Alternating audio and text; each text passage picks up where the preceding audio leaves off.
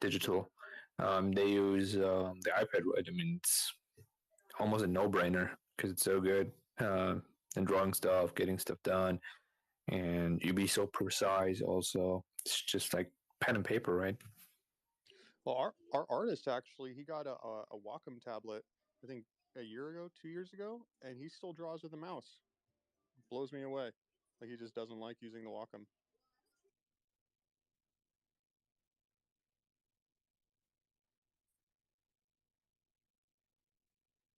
And I've heard some other artists say that as well, that they're so used to drawing with the mouse that even after they've got a pen in their hand, it just doesn't flow like they're used to. So they go back to the mouse.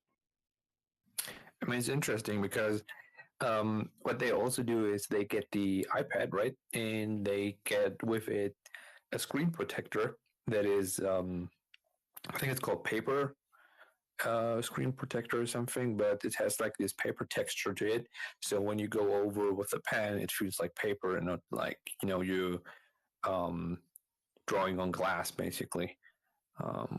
To imitate the paper thing. But yeah, I mean, you're right. If you're used to doing it with the mouse, it's just a total different feel to it, right?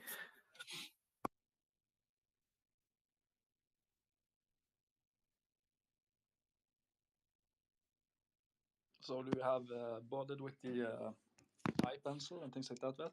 Because that's one of the main reasons I could have an iPad with the function to use the pencil and things like that. Yeah. So see, I'm not using the. I'm not an artist. Okay, so I don't use any of that stuff. But for taking notes, it's great. So I have the pencil, right, to make it kind of complete, and that's good. But I don't have the keyboard for it because I know you can get also the keyboard for it. I'm just using it, as I said, just for taking notes, um, getting stuff organized there, so that it's still enough to for something where my phone is too small, right, and my computer is just too overkill for that, and it's kind of good middle ground that I think it's best suited for.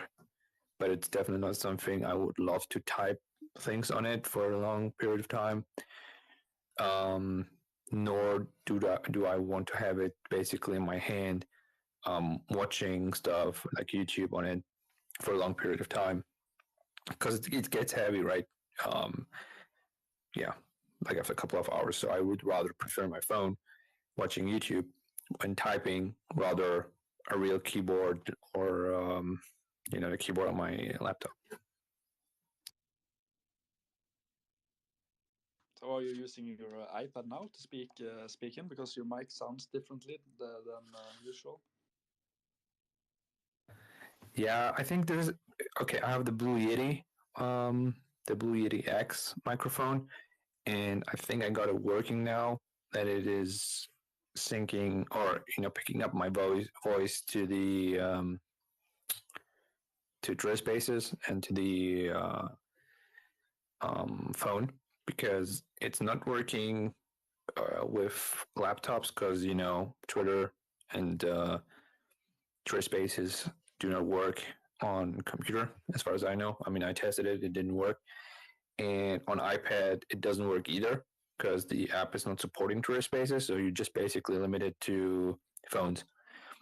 If you don't want to have like these workarounds and emulators that it works on your computer. So I'm using it right now with my phone, but not even with the iPhone, but with a second phone I have, which has USB-C. So it can take dual audio, like for voice and for sound out, because Lightning is just screwed. It's just so limited. It cannot even charge the Blue Yeti. So, yeah.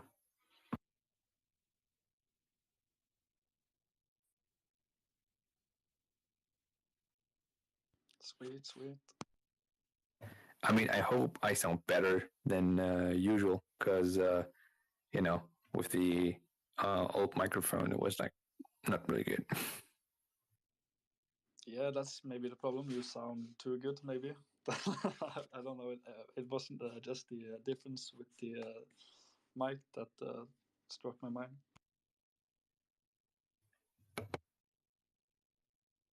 I mean, I hope, because the thing is, I cannot hear myself how you hear me, right? I mean, I can do recordings, but these recordings, they tend to be good, or at some point they work, right? So, um, Chris Big C, for him it worked. So he was like, "Oh, nice, my Blue Yeti works."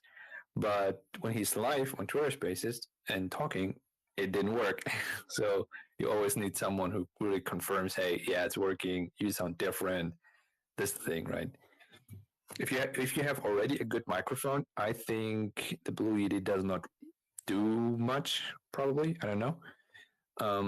For Twitter Spaces, right? If you do podcasts or all these things, I think there is a case to be made.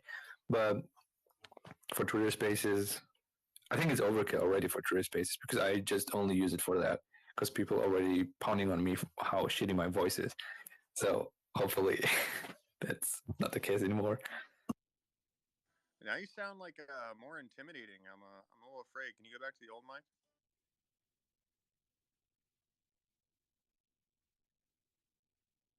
The old mic was like, but I cannot hear you. The Blue Yeti is a really good microphone. Um, it's it's so good, but especially when you factor in the price point of it. I know people that have like done complete tracks of audio tracks, lay vocals with a Blue Yeti, and it's really good. Oh yeah, 100%. You can do so many things with it. Like there are so many settings. How it picks up the voice, like close proximity, and wider, and all that stuff, and pitching. I have no clue about this. This is something for Hamza and OC. Like the sound engineers. But as long as I know it works, it's okay. I leave it at the standard settings. That's okay for me. What's neat about it? You said it's USB-C, right? Just the data throughput speed on USB-C is, I mean, it's so much better than what all these other like USB-A mics. They came out eventually. I don't know how it stacks up against XLR, and like having an audio interface to support that. But yeah, just learning about the differences in throughput speed and just wow, out of the water.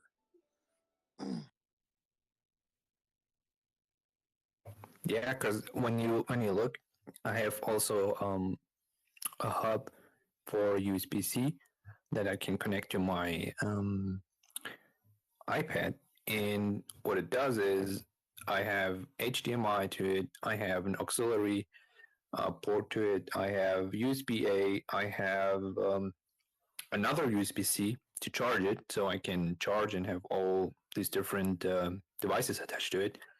And it works all on this single USB-C connector. It takes audio, video, power, data, like all these important lanes. And with Lightning, which is still on the iPhone, right? I mean, I have the 13, so the last year's model.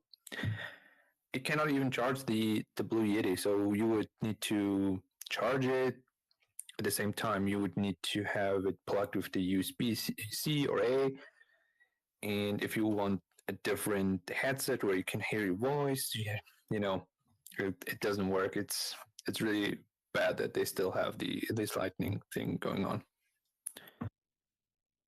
Well, I mean that's an issue that you run into with any peripherals like a microphone, right? Is it needs its own power from somewhere, and I think the better the microphone, the more power typically. Um, so being able to supply that from a phone, which by the way, like the 13 wasn't that touted as like your phone can charge other people's phones, but it can't run your microphones. Yeah, I the Yeti is uh uh it's a condenser mic, correct? So that means like it has its own phantom power built in, right, to the actual like unit itself, which is like, you know, I mean, it's pretty amazing, like if you think about it, how far like that's come. So a Like little bit off you topic. used to have a preamp with, a preamp, and you used to have to plug in, which would supply the phantom power if it's a condenser mic, and it's like an all-in-one package with the Yeti. Like like Yeti, I think were one of the first, because that mic came out what 10 years ago, I think, and it was like one of the first that were like actually doing that in USB format. That is. I think Samson. My first USB mic was a Samson CO1U, and it was USB Yeah, A. yeah, I forgot about that one too. You're right. Yep. And I think Audio Technica had one as well, pretty early. I would be surprised if they did. Yeah. Is this thing working? Yes, sir. Okay. Sorry. I had to get in and out and in and out. How you doing, Karma? Yeah, good, except for this stupid app. I mean, this thing. I've had to shut it down. Anyway, I don't want to interrupt the conversation. I just want to make sure I'm on and it's actually working.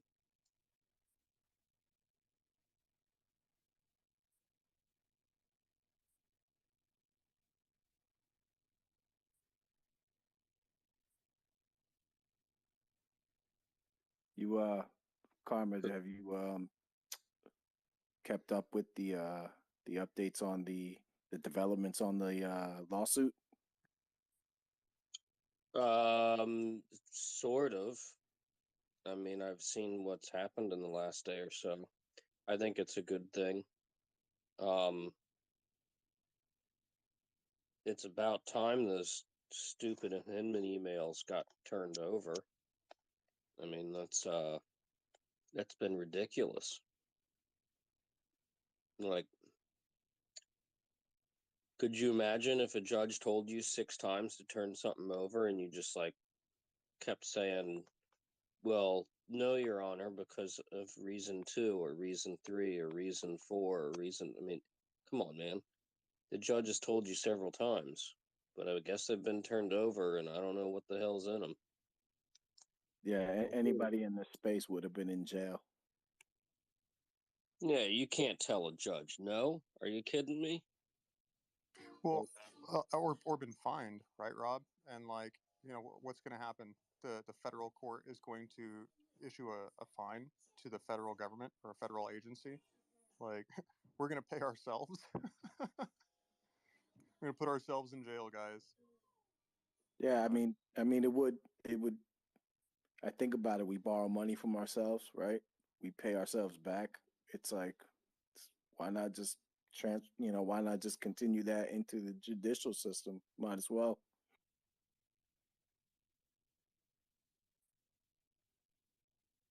It's so stupid. It's just I do hope, like, I think the biggest thing that I want to come out of this is I do want the I really hope that like there's some accountability. I hope the SEC has to face some kind of music for blatant abuse of power. It was just like right in your face. The only music that's going to play for them is at the ball when they're spending their money and eating fancy food. I hope I'm right, but I know that other people have speculated, they'll never allow these emails to be public, which is even crazier to me because then it makes you like wonder, okay, is there some sort of legal liability that, like, imagine they confess to a crime or something in the emails. And I'm making this up. But like, I kind of think, now that Ripple has the emails, they can at least see whatever the hell's in them. I mean, that's at least a half a step towards things becoming public. Yeah, I mean, I'd imagine that they're going to reference them in their reply.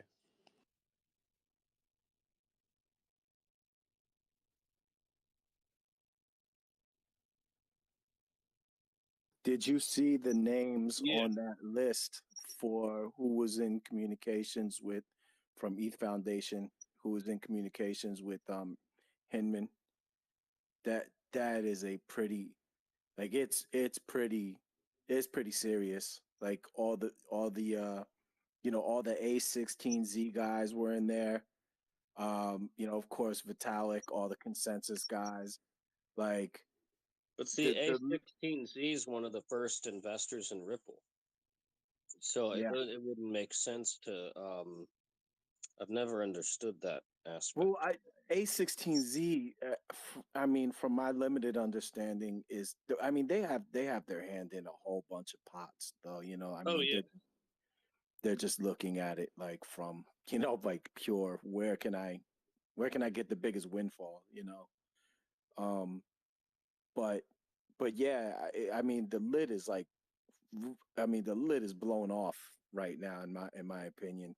Like it's the cat's out the bag. Well, they sure enough put in some effort to try and keep the cat in the bag. It's very odd. We'll see. I hope that one day the emails become public, just to honestly, even if there's bad, egg on your face, right? Um, at least folks can look at the SEC and say, okay, I see what kind of egg is on your face. We can wash that off. We can trust you again. Um, get back to doing what you're doing. Don't screw up, right? Again. Uh, I think it would be, healthy for the SEC's reputation to just let it out there. I mean, it's maybe it's not good looking, right?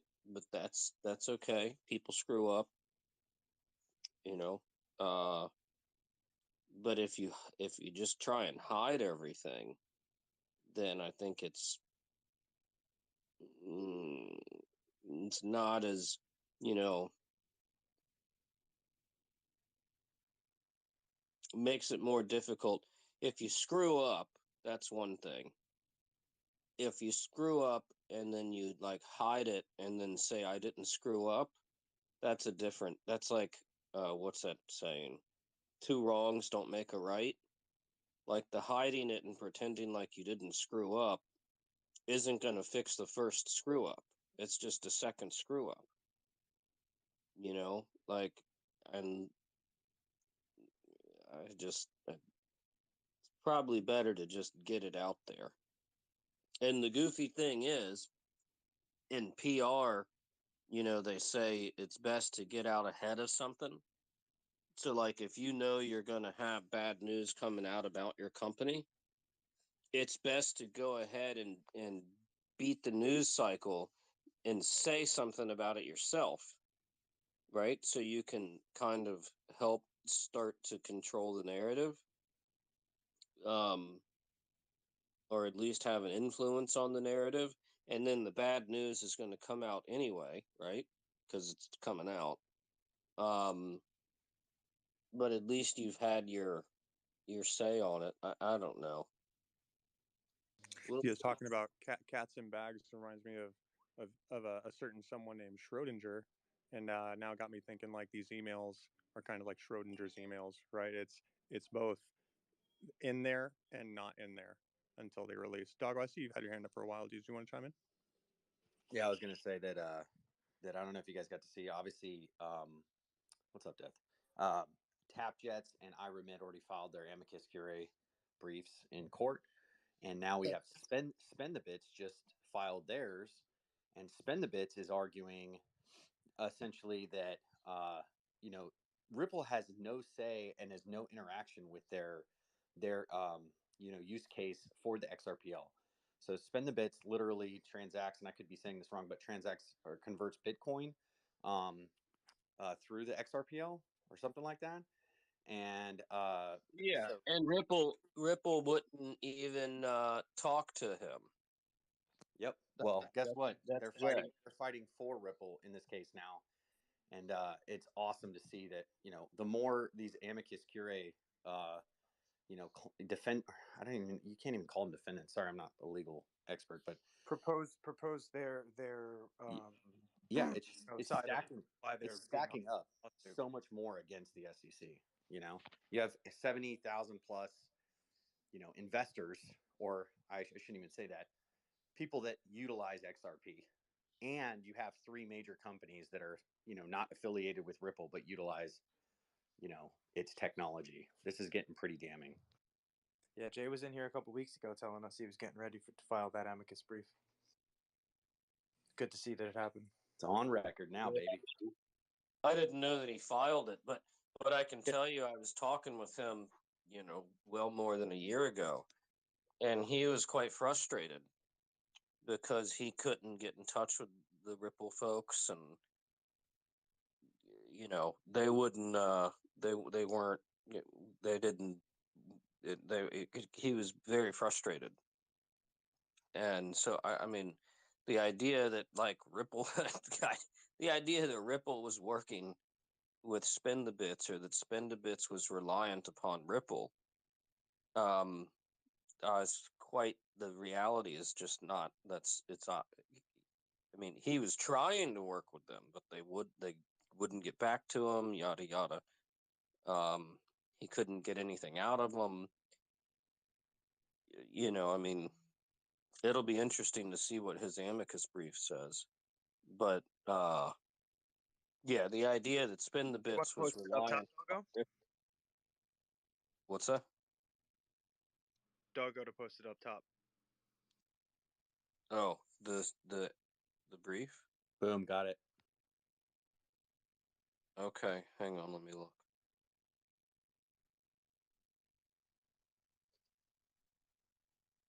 Is this the Sherry? Okay, I see it. Oh, geez, now I got more stuff to read. Great.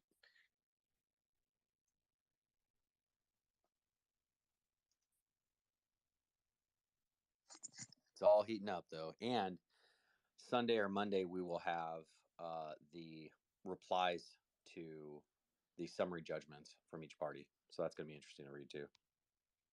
Oh, that's where whoever said that a second ago, I think that you're right. The the response from Ripple, even though maybe the emails don't get released, when Ripple responds, they're probably going to address whatever material facts are in those emails. And so it might kind of semi get released.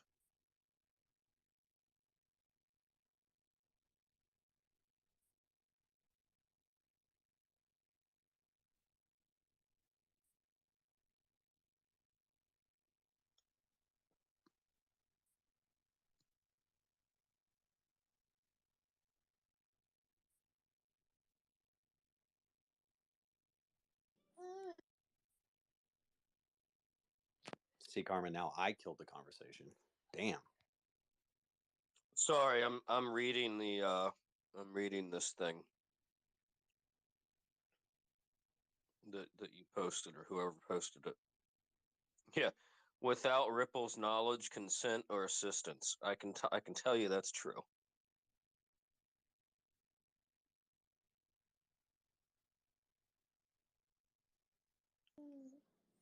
I know this isn't the topic of conversation at the moment, but maybe we could come back to it. I read something about the Flare launch potentially getting delayed further to January.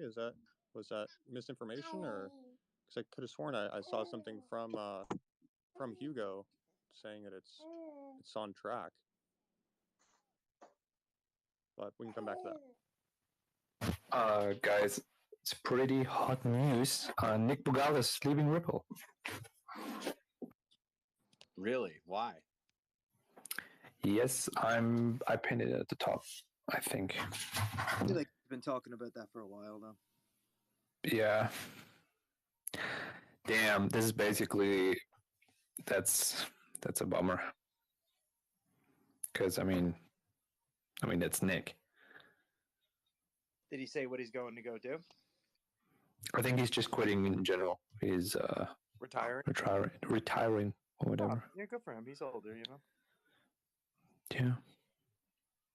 Are you Okay, I'm not talking able to pin it B? for whatever reason. That's Are weird. you talking about Nick B? Yeah. The one and only. He's leaving XRP or Ripple, I mean.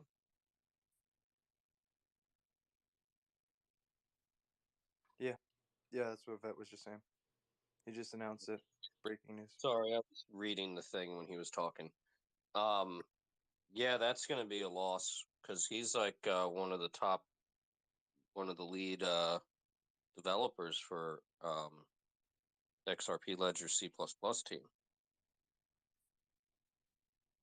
Oh, dude, he's everything. He knows everything, and he is basically, people were running to, who is it? David Schwartz, or people always tag David Schwartz and ask him, "Hey, David, is this correct?" Whatever, right?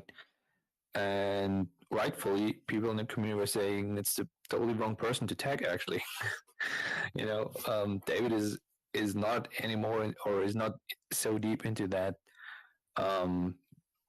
into the XRPL like Nick is, right? He's on a daily basis, working with it, knows everything in the whole code base, and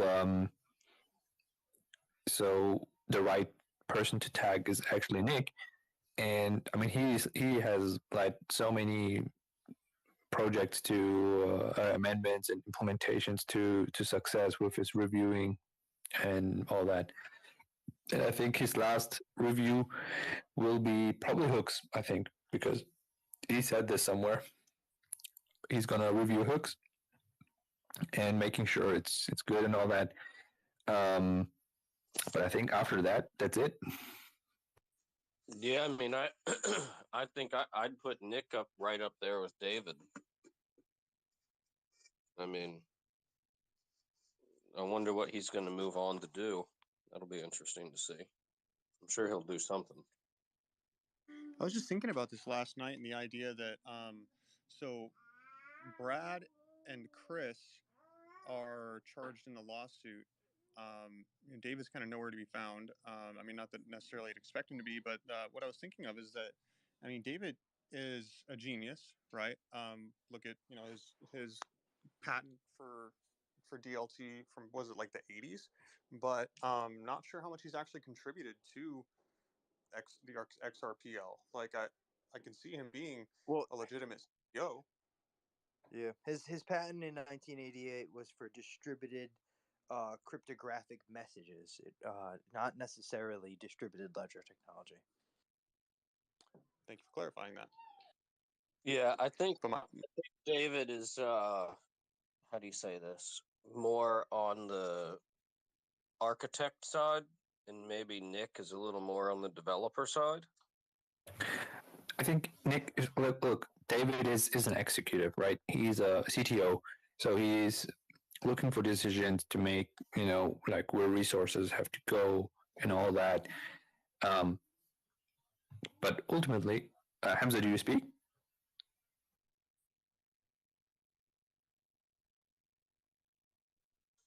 sorry, was washing a dish. Yeah. So ultimately, right, it kind of to me comes down to this idea that we put David Schwartz on a pedestal, but really there are a ton of Ripplers who actually are more active in contributing to the code base and actually building the ledger. Exactly. Yeah. This is exactly what I mean. I mean, look, people like Nick Bugales, they are on the forefront. They know what's up, and they, they do the things and they review the things. They basically work with the ledger on a daily basis. So if you have any question, the right persons to add is, probably them or one of them, like Nick Bugales. And the issue is, I feel, is we need actually more people, right, like Nick, right, on as up and coming developers and all this. So they need to attract way more talents, because there are, I think, not many people who really deeply understand the XRPL, like Nick and those people who are coming to an age, right, where they can think of retiring, right? So, I mean, in the sense of David Schwartz, I think he's peak. I mean, financially, all of them, I would say, could retire, right? I mean, I think they are not in a situation where they're dependent on the work itself to provide for themselves, but rather as a fulfillment for them to work for such a nice company and project. Um, but we need more of them, right? Definitely, we need more of these people to take over and take the knowledge from these people um, who are here, right? I mean, if you look 20 years later, right? Um, Many of them will get older, and at some point they will be gone, right? It's just natural, and we need the knowledge transfer down to the new folks and younger people so that they can maintain a ledger and yeah. And my next question: who is Nick's successor? Because I don't believe he would leave without one. uh see, I think, yeah, I mean, you're right. To my mind personally, right, if I would have to come up with a guess, I think the only one that I would put after Nick, right, is probably Richard Holland, because I think the only one who's so confident with the ledger and who could really take an argument actually with Nick, right? So when Nick, speaks out concerns, then Richard is one of them who says, "Yeah, but don't worry, it's that and that," right? I mean, so many people can do that. So yeah. That's what I'm saying.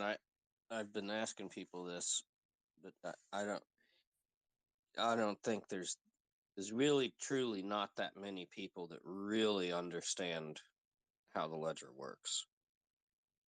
I mean, I might have some. I don't know it like that. Like the way that Nick and Richard, there's no like, there's just not a lot of people at that level.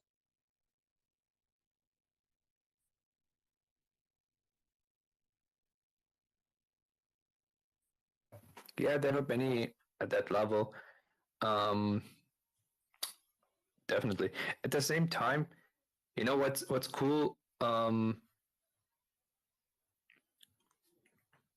also kind of gives you when people do something like this is, when you get to a certain point where I mean, he's probably very well off, right? He was at the beginning, like with David. So I'm 100% sure he's financially set, right? 100%. Pretty good set. And he's quitting, and he's not that old, right? I don't know how old he is, but I would say maybe, I don't know, in the beginning of his 50s or something. I don't know. 48, 51, 52. But he's quitting just to retire and do stuff. So if you can do that, then maybe do that. Because at some point maybe people realize, hey, life is short. Let's do something outside of the um, XRPL, or basically sitting in front of your screen 24/7 and developing or doing stuff. So The other thing is when you are in a company and it's young, okay, like say you're part of the first 5 to 10 employees, that's one sort of dynamic to work in. When you get, I saw an interview the other day with Brad Garlinghouse. I think they're getting to, what is it, 700 or 800 employees or something. That's a totally different situation, right? I mean, even if you're one of the early ones and maybe you have some seniority, still operating in an organization that's hundreds and hundreds of people large is different than that sort of, to me, like that fun startup. We could go anywhere, do anything type of size company. It just, when you get a bigger company, it's just, it's like a big ship. You can't just change on a dime. When you're a little tiny startup, just a couple of people, if you get a good idea, you can change on a dime. But like Ripple's like vision is set. I mean, there's certain things that are not going to change, right? From a strategic point of view. So what happens is then your impact becomes, because you're, say, one of a thousand instead of one of 10, the impact you're capable of making is reduced. And so for folks that like to work on the early phase of a company, where not everything is known, there's more uncertainty, this kind of thing. Once all of those, it's more difficult to like I don't know if I could go work for another large company. I prefer the more startup side of things. You just, when you're employee number X 000, you know, even if you're the CEO, you're still, it's just a different dynamic. And maybe he'll go into some, I bet he ends up in some other new project that's going to be a younger project, and then he'll be able to have a more significant influence and probably be a little more satisfying. Money be damned, right? But just the work, I mean, I could see that kind of a dynamic. Somebody had asked about the flare drop earlier, right? I think. Is that you, Dogo? That was me, Hamza. Yeah, though it does look like it's people won't get the distribution until the January 9th. They said that they're ready. They said that they're ready to do distribution on the 24th, but because of the exchanges, they're waiting for their 100+ exchanges to be prepared to drop it to everybody equally at the same time. Yeah, not Coinbase. Coinbase is going to rip you off. Well, yeah, I wonder if they really do wait until January. What's the point if they're right? Like, what is this? And the question, like, how are they not prepared in the sense of like communicating with the exchanges on when things would be ready? Why January? Why is another 2 months? Question. I don't know the answer to that, but I guess we'll see. What another question I have is what exchange is going to be ready? Like, what exchange is going to be ready to go, like full speed ahead, and relist XRP? After that clarity hits.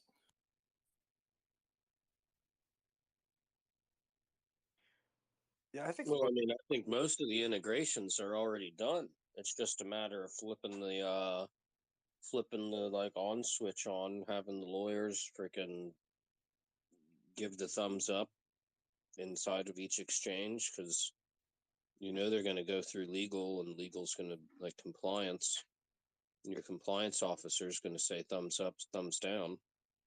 But they've already done the integrations because they've all traded XRP already before. So I would think they've already got the work done. I wonder if there's going to be some theatrics with Coinbase, because there's always some kind of snag, some kind of funny business with Coinbase. I'll tell you, I wouldn't be surprised. So, unfortunately, all those people that Coinbase is probably the largest. There is going to be the largest recipient also.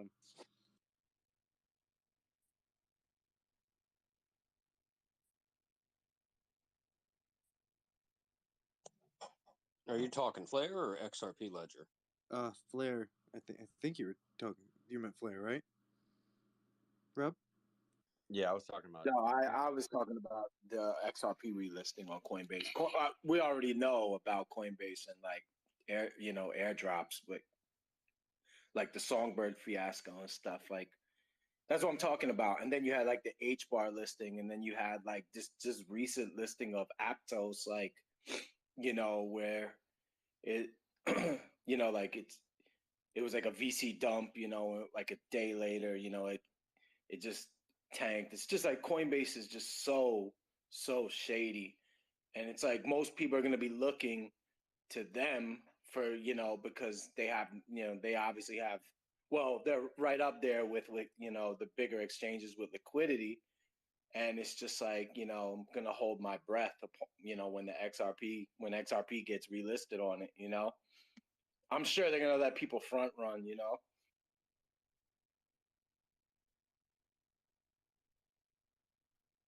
Yeah.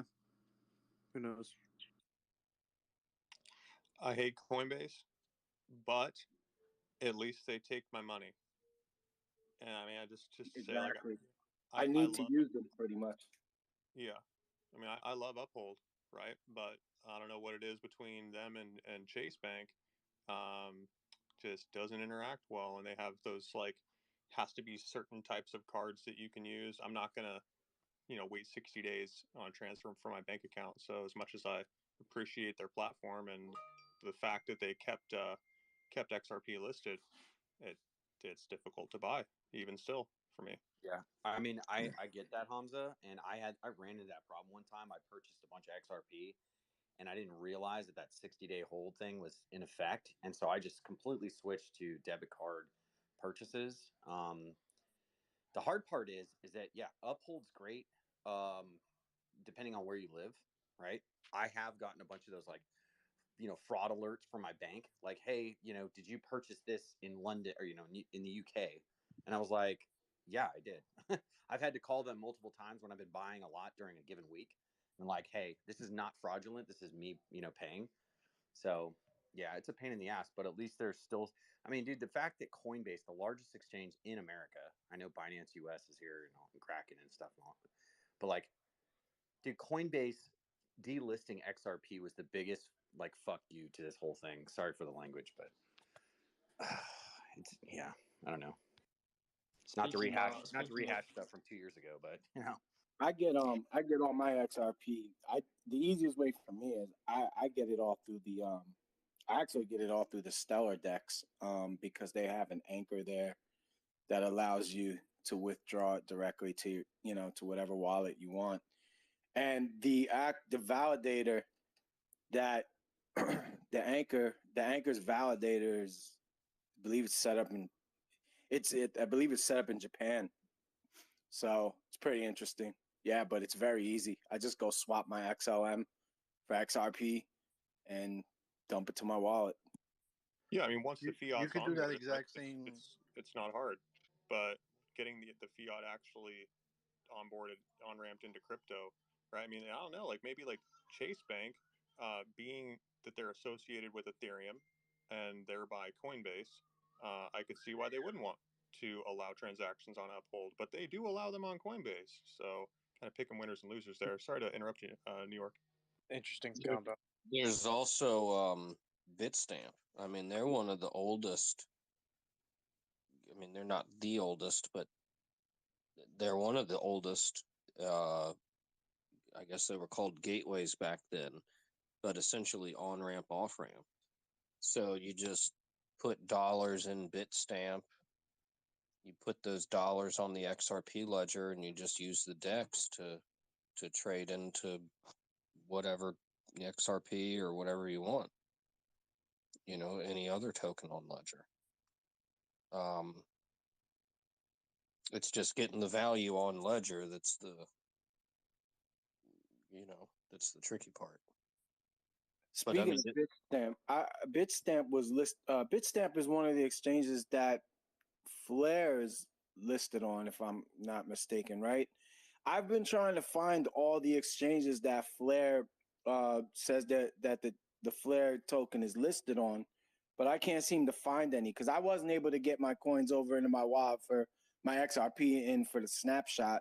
I also missed out on the solo and the songbird shots as well. So I wanted to just go buy a little bag, but I don't know what exchange to go and get Flare from. Well, Flare's So not yet. It's not on any exchanges yet. But I thought you can get like the IOU token on an exchange. Only Bit. So Bit. you can Or- get it on BitTrue. Yeah. BitTrue right now is, to me, one of the most popular exchanges that has the IOU for Flare. You can also get XRP on BitTrue. You could get pretty much every project that is officially on the XRPL. I believe BitTrue um, has them on their platform. But yeah, also I don't really like Coinbase. I'm a New Yorker, obviously by my handle, so I have to kind of use Coinbase. But I knew that they weren't going to support the Songbird drop, and I did not partake in keeping any type of Flare or XRP on that platform because I think it's a little shady for you not to partake in something that your app is built for. You're built for exchanging and building wallets. So yeah, I agree with you where Coinbase is a little shady, but BitTrue is a good platform. Not financial advice. Well, Coinbase. There's also Poloniex, but I think that's slightly. I think they do it a little different than BitTrue. But Coinbase historically has been. No, I think as they've gotten bigger, maybe some of this has changed.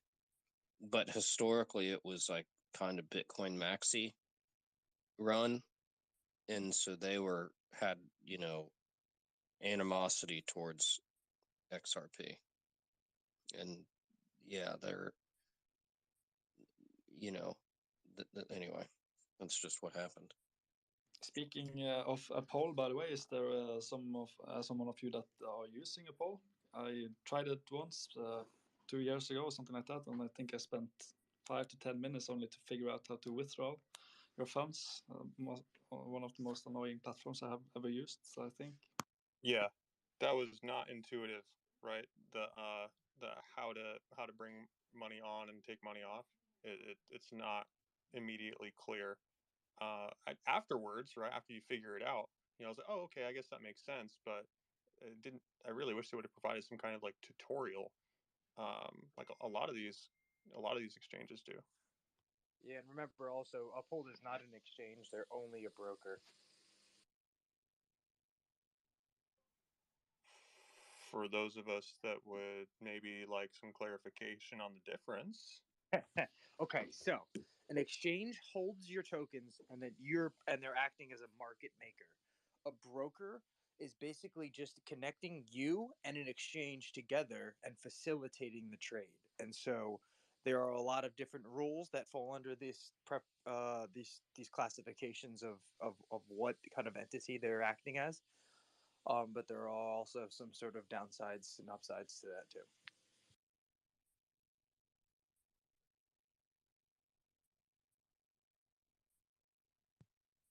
I would only add to that's accurate, but I would only add to that an exchange is going to operate order books, right? Like think of the decentralized exchange. A broker dealer is going to connect you to other people who operate order books. Like Fidelity is a broker dealer. They're going to connect you to the New York Exchange or the NASDAQ Exchange or the American Exchange or the Pacific Exchange, whatever, right? But they're not running the order books. The order books are on the exchanges. So essentially, when you buy from Uphold, you're buying over the counter.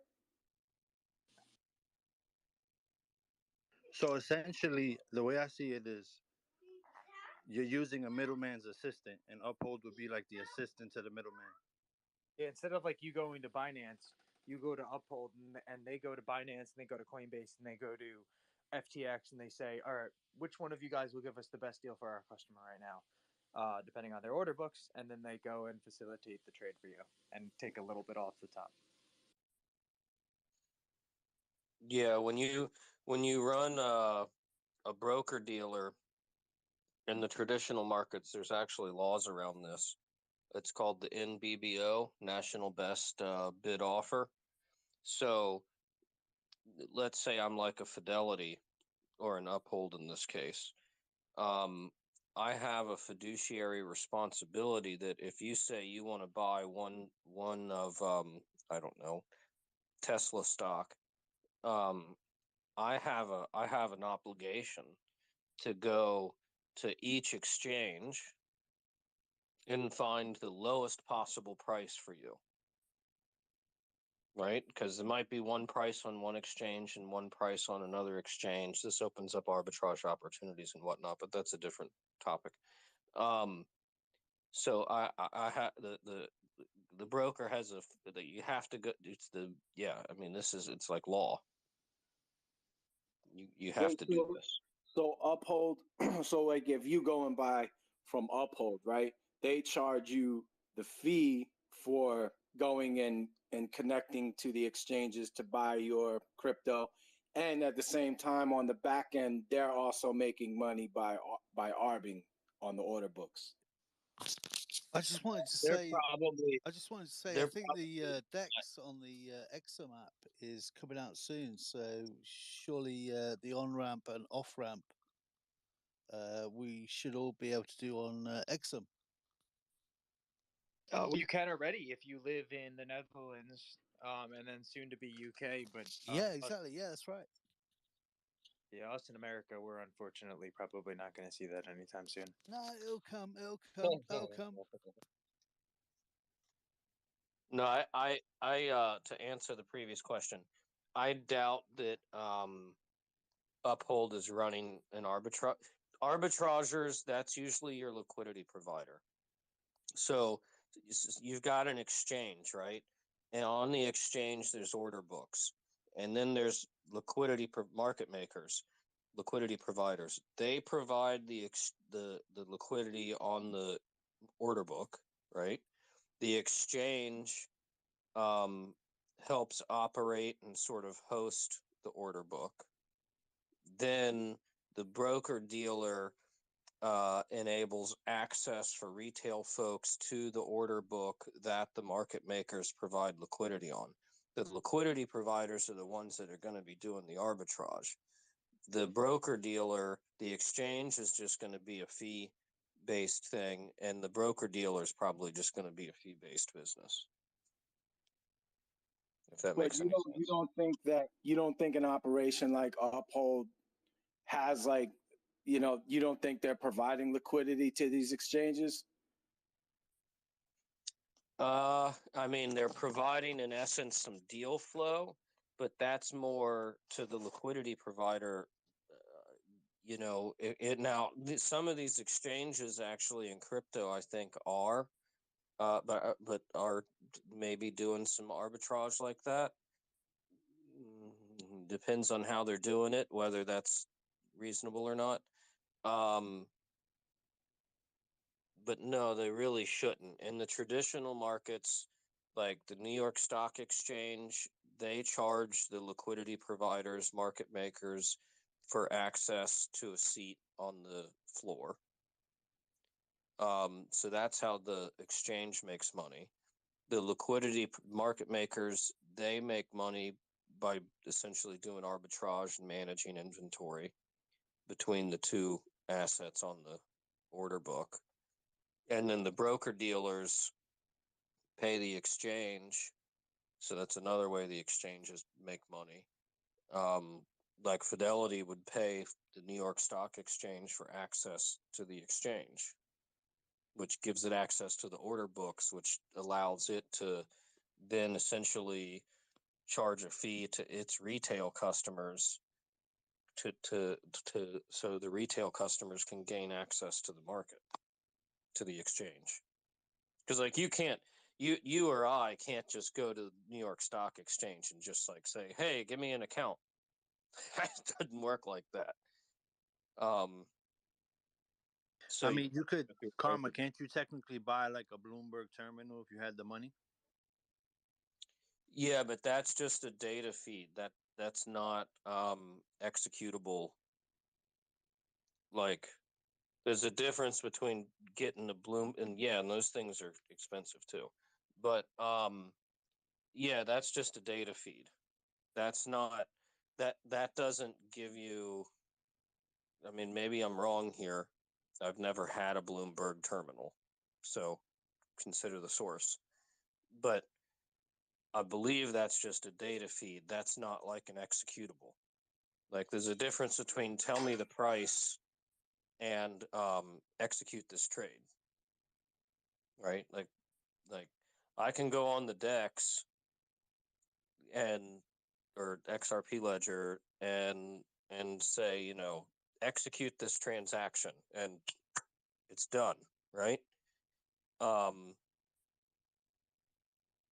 That's different than going on like XRP scan and like looking at data, you know, on ledger data and saying, oh, what's the price of this or the price of that and yada yada.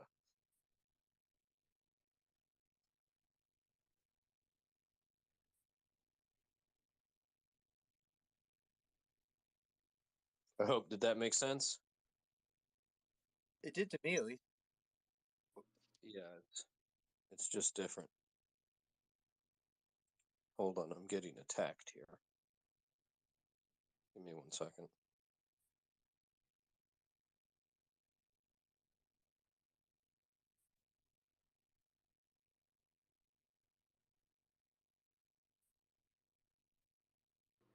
If anybody has any questions that they'd like to go over, or anything that's been talked about, that they have questions on, or a topic that they'd like to talk about, please feel free to hit the request, come up and speak with us.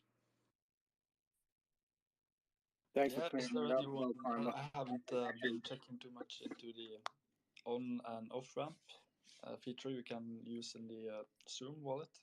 I should have, but how does that work? Because I can't find my passport and I have to verify and things like that to try it out. But is it so that you can on ramp and off ramp directly to bank accounts? Yeah, man. And Wolf, you're one of the lucky ones who can use it if you want. I think you need to have Zum Pro, but as long as you have Zum Pro and your KYC, it's as easy as pressing a couple buttons. Sweet. I have to dig my passport up so I can try it out. Thanks, Death, so much. Yeah, let us know how it is. Yeah, for sure.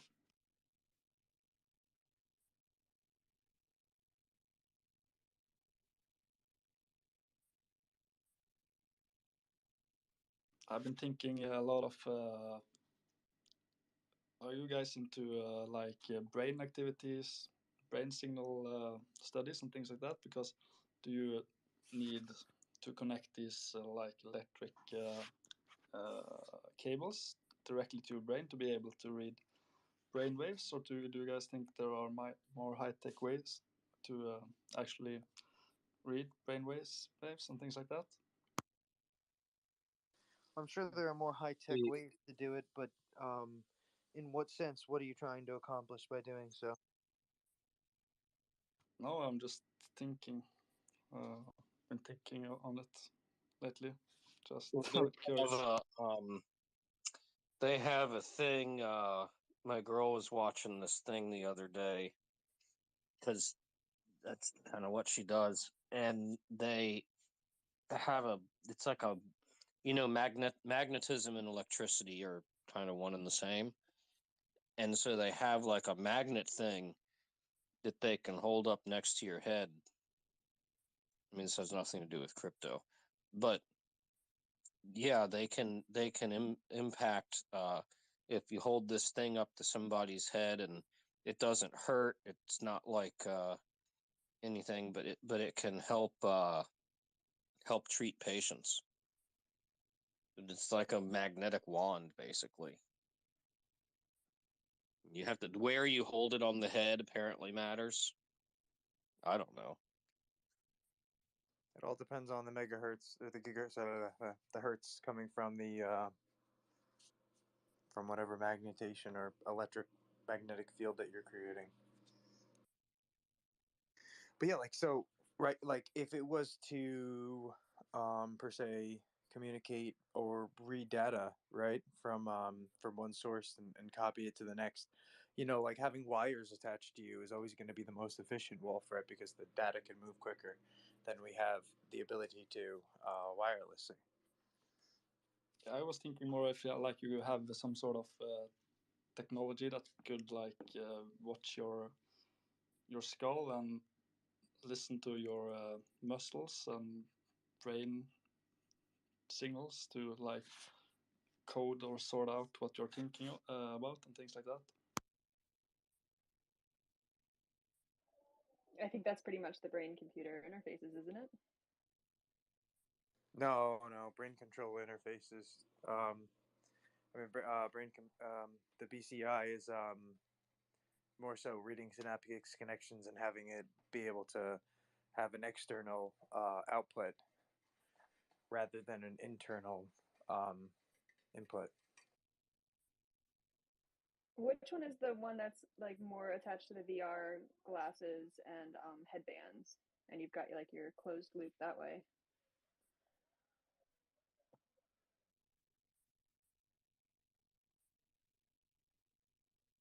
I'm not sure. What do you mean? I'm like so distracted right now with work, so let me let me look it up for you, Wolf.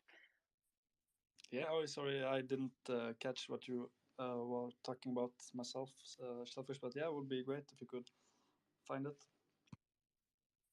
Wolf, there's a lot of stuff there's a lot of products and applications that exist now that are kind of like the prerequisites to what you're studying. Like for example, you have the Fitbit watches that they could track your heartbeat, and they can track how many steps you've taken, using GPS and whatever navigation tools. And then you also have like algorithms in social media. That's kind of like not them tapping into your brain processes, but kind of learning from how you act and behave and what your interests are, and being able to read that. So we have to go through these little baby phases before we can actually start implementing like cable into your body to like read stuff. But yeah, what you're talking about is definitely it's in the works right now. They're testing it out with whatever technologies we have now. Baby steps. They can even using the accelerometer in your phone. Like, say you put your phone in your pocket and you like walk down the beach or something. Um, they can identify who you are just by your gait, like the way you walk, like the pace and how you walk, um, through the accelerometer. I mean, it's unbelievable, some of this stuff. They don't even need to. They don't need to have cameras. They don't need to have microphones or anything. Just put that phone in your pocket and walk down the beach, and they're gonna know that's in your pocket and not my pocket, right? Sweet, so you can just buy a brand new phone and don't even set it up, and they can actually find you like that. That's amazing. I think the technology are way more evolved that we can imagine right now. Hey Wolf, if you go to my page and you just and you search brain, I've probably got like 50 different links on just that topic. Nice, sweet. Is that from where we can start with that? What you have posted up in the nest there? Yeah. Thanks, Shellfish. Yeah, I can vouch. She's into this topic. That would be an understatement. It's interesting. I mean, this is like Neuralink. I think that's probably the forefront of the field. There's the eye thingies too. Yeah, it's definitely the most recognizable with Neuralink and Elon Musk attached to it. Well, there's also the eye things. So, like for people who are, say, paralyzed or something, the computer can, like, what was his name? He was one of the first users. Although I think the technology's gotten way better since. Are you talking about Stephen Yeah, Hawking? Yeah. yeah, Stephen Hawking. Um, I think the technology's gotten way better since then. It's a shame that his life unfolded the way it did. If he had been fully capable, you just got to wonder what sort of other discoveries and things he might have figured out. Well, he and Zuckerberg did some kind of probe out into the galaxy, like a little space sail. Did you ever hear about that? No. There's some kind of solar powered space sail. Yeah. No, I don't know about that. I didn't know he ever did anything with Zuckerberg. I don't know. Zuckerberg doesn't know about that kind of stuff. That's not his. That's not his. I mean, Zuckerberg's an ad salesman. Like that's what it is. He built a network to sell ads. That's it. Smartest in the room isn't the one that knows everything, but the one that knows how to hire the right person. Well, that's why I always say business is a team sport, because there's nobody that knows everything. It's just impossible. Um, it's foolish to think like that. And I remember reading an article a long time ago, maybe at least a couple of years ago, not a long time ago. And the article was about, businesses that are like started and run by one man or one person. And there's so few. And I mean, like one of them was the the let me Google that for you website, and then they just threw some Google ads on there. That's a one man business, and the guy makes money, but he's making money off of the AdSense from from Google. And but yeah, I mean it's just a little thing, right? But there's very, very few businesses that are one person. It just doesn't happen.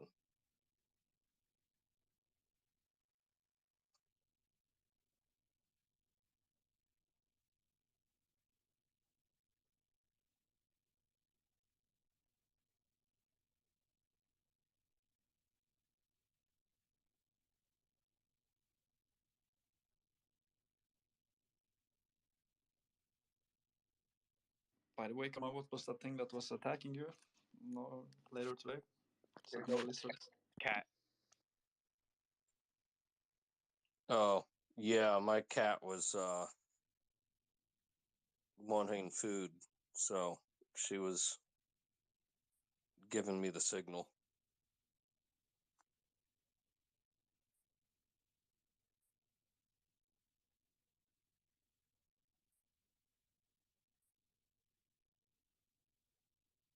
My dog is funny. Also, always when my dog is want to go out and take a shit, it's always sitting nicely beside of me and start farting at the floor all the time. It's funny.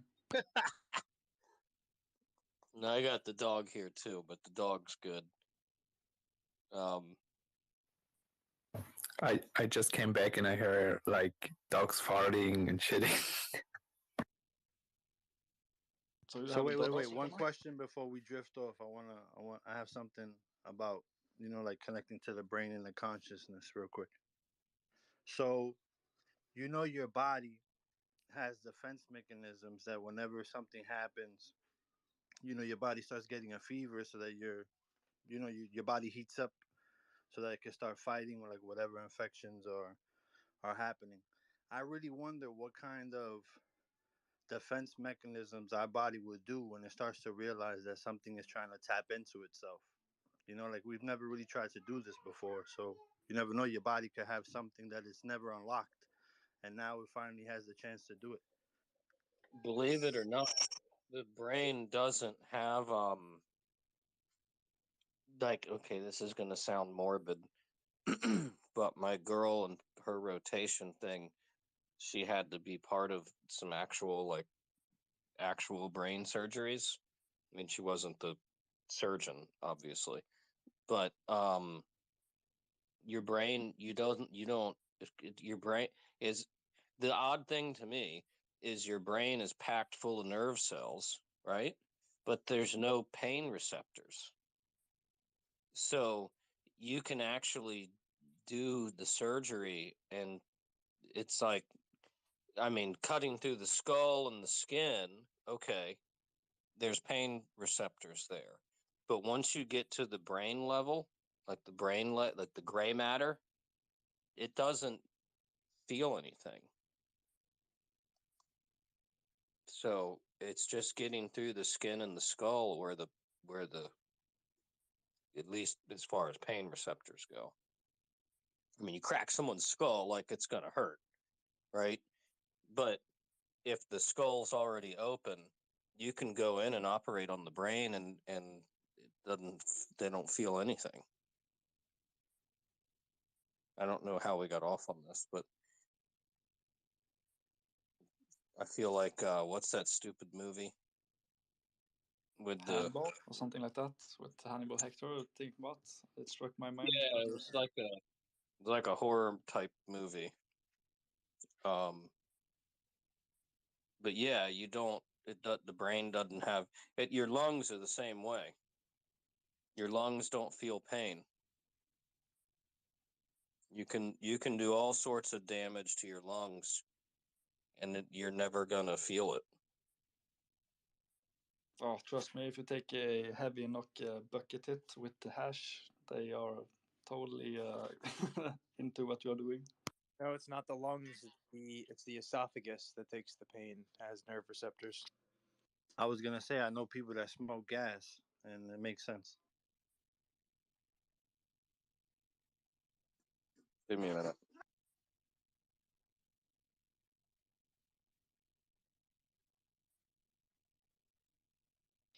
Yeah. So and why crypto? This comes down to anything like how we have surgery today, like how you put titanium, you know, screws and plates inside of our legs, and steel, stainless steel. It's just finding the right materials that can interact with us without having some sort of allergic reaction, because anytime you get sick, or anytime your body has that reaction, it's an allergic reaction. So it's just the white blood cells basically targeting tissue that then goes to attack it because it doesn't understand what's going on. We can change that genome structure, right? And so, I think in the end of the day, it's about changing the DNA structure that it not only accepts, but maybe is cut and combined with these different types of materials already to begin with. Get the Neuralink vaccine. We'll never need another vaccine again. No, like I think it's all possible, but I try to look at the very detailed questions like materials. What's gonna happen to your body when it realizes that you're gonna have a cable in there for an extended amount of time. I feel like we I feel like it might even get to the point where they just have nanobots that just communicate with like Bluetooth devices on the outside, and you don't even have to have a cable. You could just have a nanobot on the inside, just relaying information via like an API to like a Bluetooth connected device or a Wi-Fi connected device. Yeah, there's various ways for us to do it. Like I see it, but we got to have more conversations so that we can start eliminating old theories and old processes and start replacing them with more advanced, more accurate ways. NYC, they actually have neuro dust, and it's kind of like more widespread across the brain, and it's invasive. But I think that's going to be more along the lines of how it's going to happen with. Oh, hold on, my daughter. I'm sorry again, guys.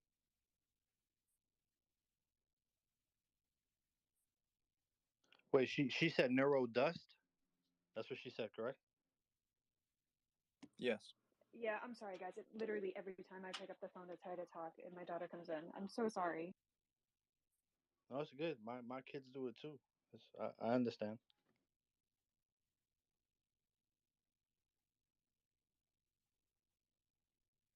I told my son the other day that if he keeps doing that during Karma Spaces, that he's gonna be my Neuralink test. I've thought about volunteering them, to tell you the truth. Actually, I'd probably volunteer myself before them. because I find it fascinating and I can't wait for the tech. So totally up for it.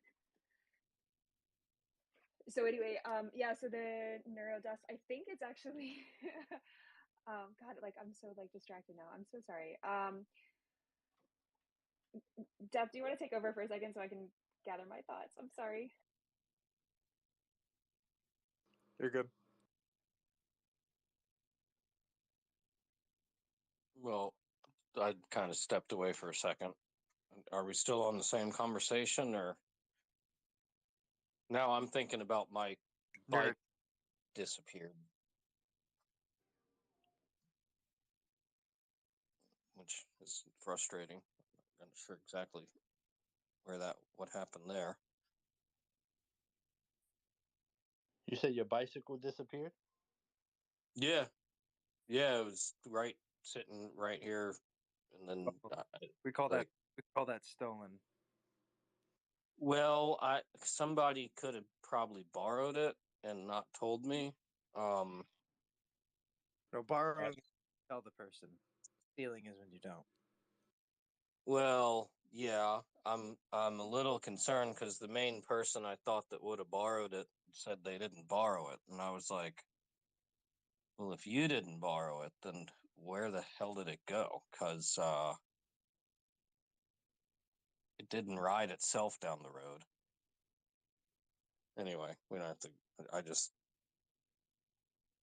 My girl just picked up the dog, and I was talking to her, so I got my cell phone a different. Well, I don't know. Whatever. Let's get back to whatever we were talking about. Oh, I just posted some links up top in my I'm going to be bothered by my daughters quite frequently. So if you guys don't mind, I'll jump in later, but there's 2 links right up top, okay?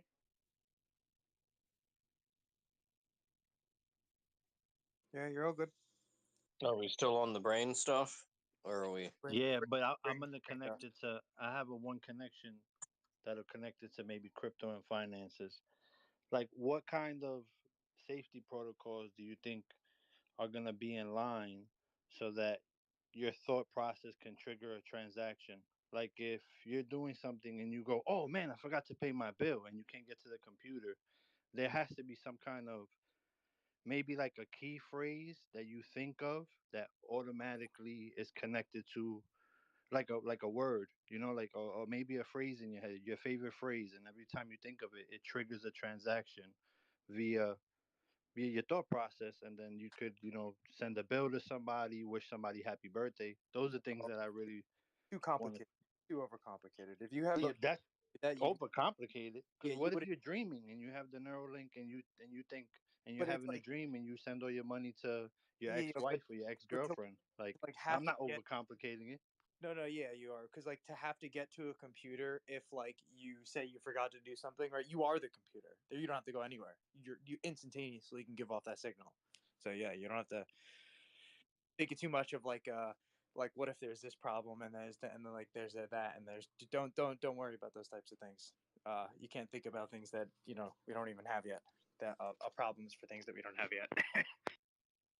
Go ahead, Kashta. What up, everybody? Yeah, kind of off the heels of what he just kind of mentioned, but with a different slant, though. Isn't there really a world where the way we pay bills generally just changes and like you pay as you're actually using some of this stuff instead of getting this traditional bill at the end of the month that then you have to turn around and pay and get other people involved? Like, could we see a world where you just connect your wallet and pay for your stuff that you're using as you use it? Like, I think that would be a more interesting proposition for a lot of this blockchain stuff that, you know. Yeah, like I get home and I turn my light switch on, right? And so, damn, tick the time is ticking. As soon as I turn the light switch on, I'm basically giving micropayments to my electrical company, right? And so they're getting paid instantaneously, and I owe nobody nothing. That's exactly what I'm referring to, right? And so imagine what if that's automated and all the people who get paid to kind of like figure out where the money's going and all the other people that are involved in that payment process now going away, theoretically it should make the service cheaper, right? And you just pay when you use it. And if you happen to be away from the house for a couple of days, guess what? You didn't have to pay for electricity, right? So like I just think that that's something that we should be really looking into or somebody should be working on. I have a question. Would that eliminate the need for having credit? Because credit is just, you can't really pay for it right now, but you have enough No, coming in the no. future. No, it'll still exist even if we did everything up front. Yeah, you can't. No. Credit, you have money and credit. Those are two different things. Um, most people don't realize the difference, but no, you're not going to get rid of credit. It's an important. It helps provide elasticity. Um, yeah, money What, and credit, two what, different things. which brings up an interesting proposition, right? So let's say it is getting a tie to a wallet that's running on ILP somehow, right? And you're paying per use, but you just simply don't have anything to deposit in that wallet, so your stuff is off, right? Then you may have to go and take a loan to get something to deposit to that to that wallet, so you can get your stuff turned on, and that's where credit would play in, right? Well, credit's not necessarily you taking a loan, right? Like just because, okay, let's say you take $100 and go put it in the bank.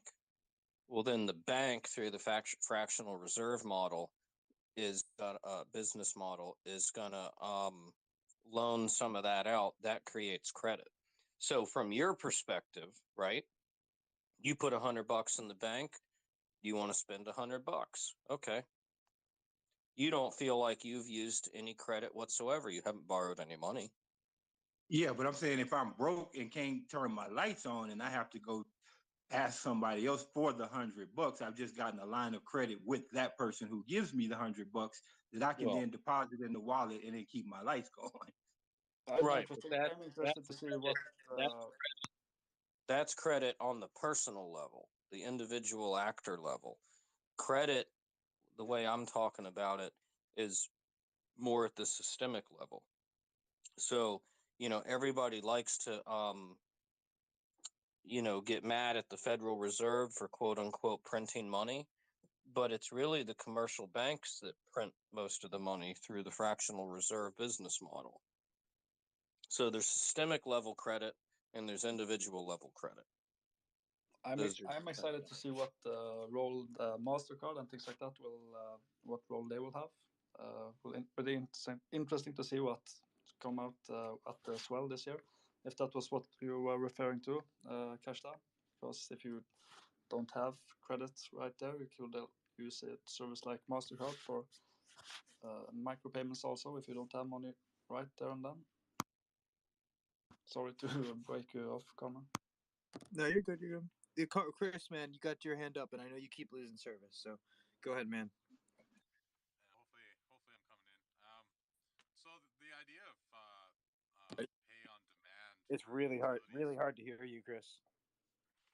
Hold on, I can make it better. Hold on. How's this? Is that better? Yeah, much better. All right. So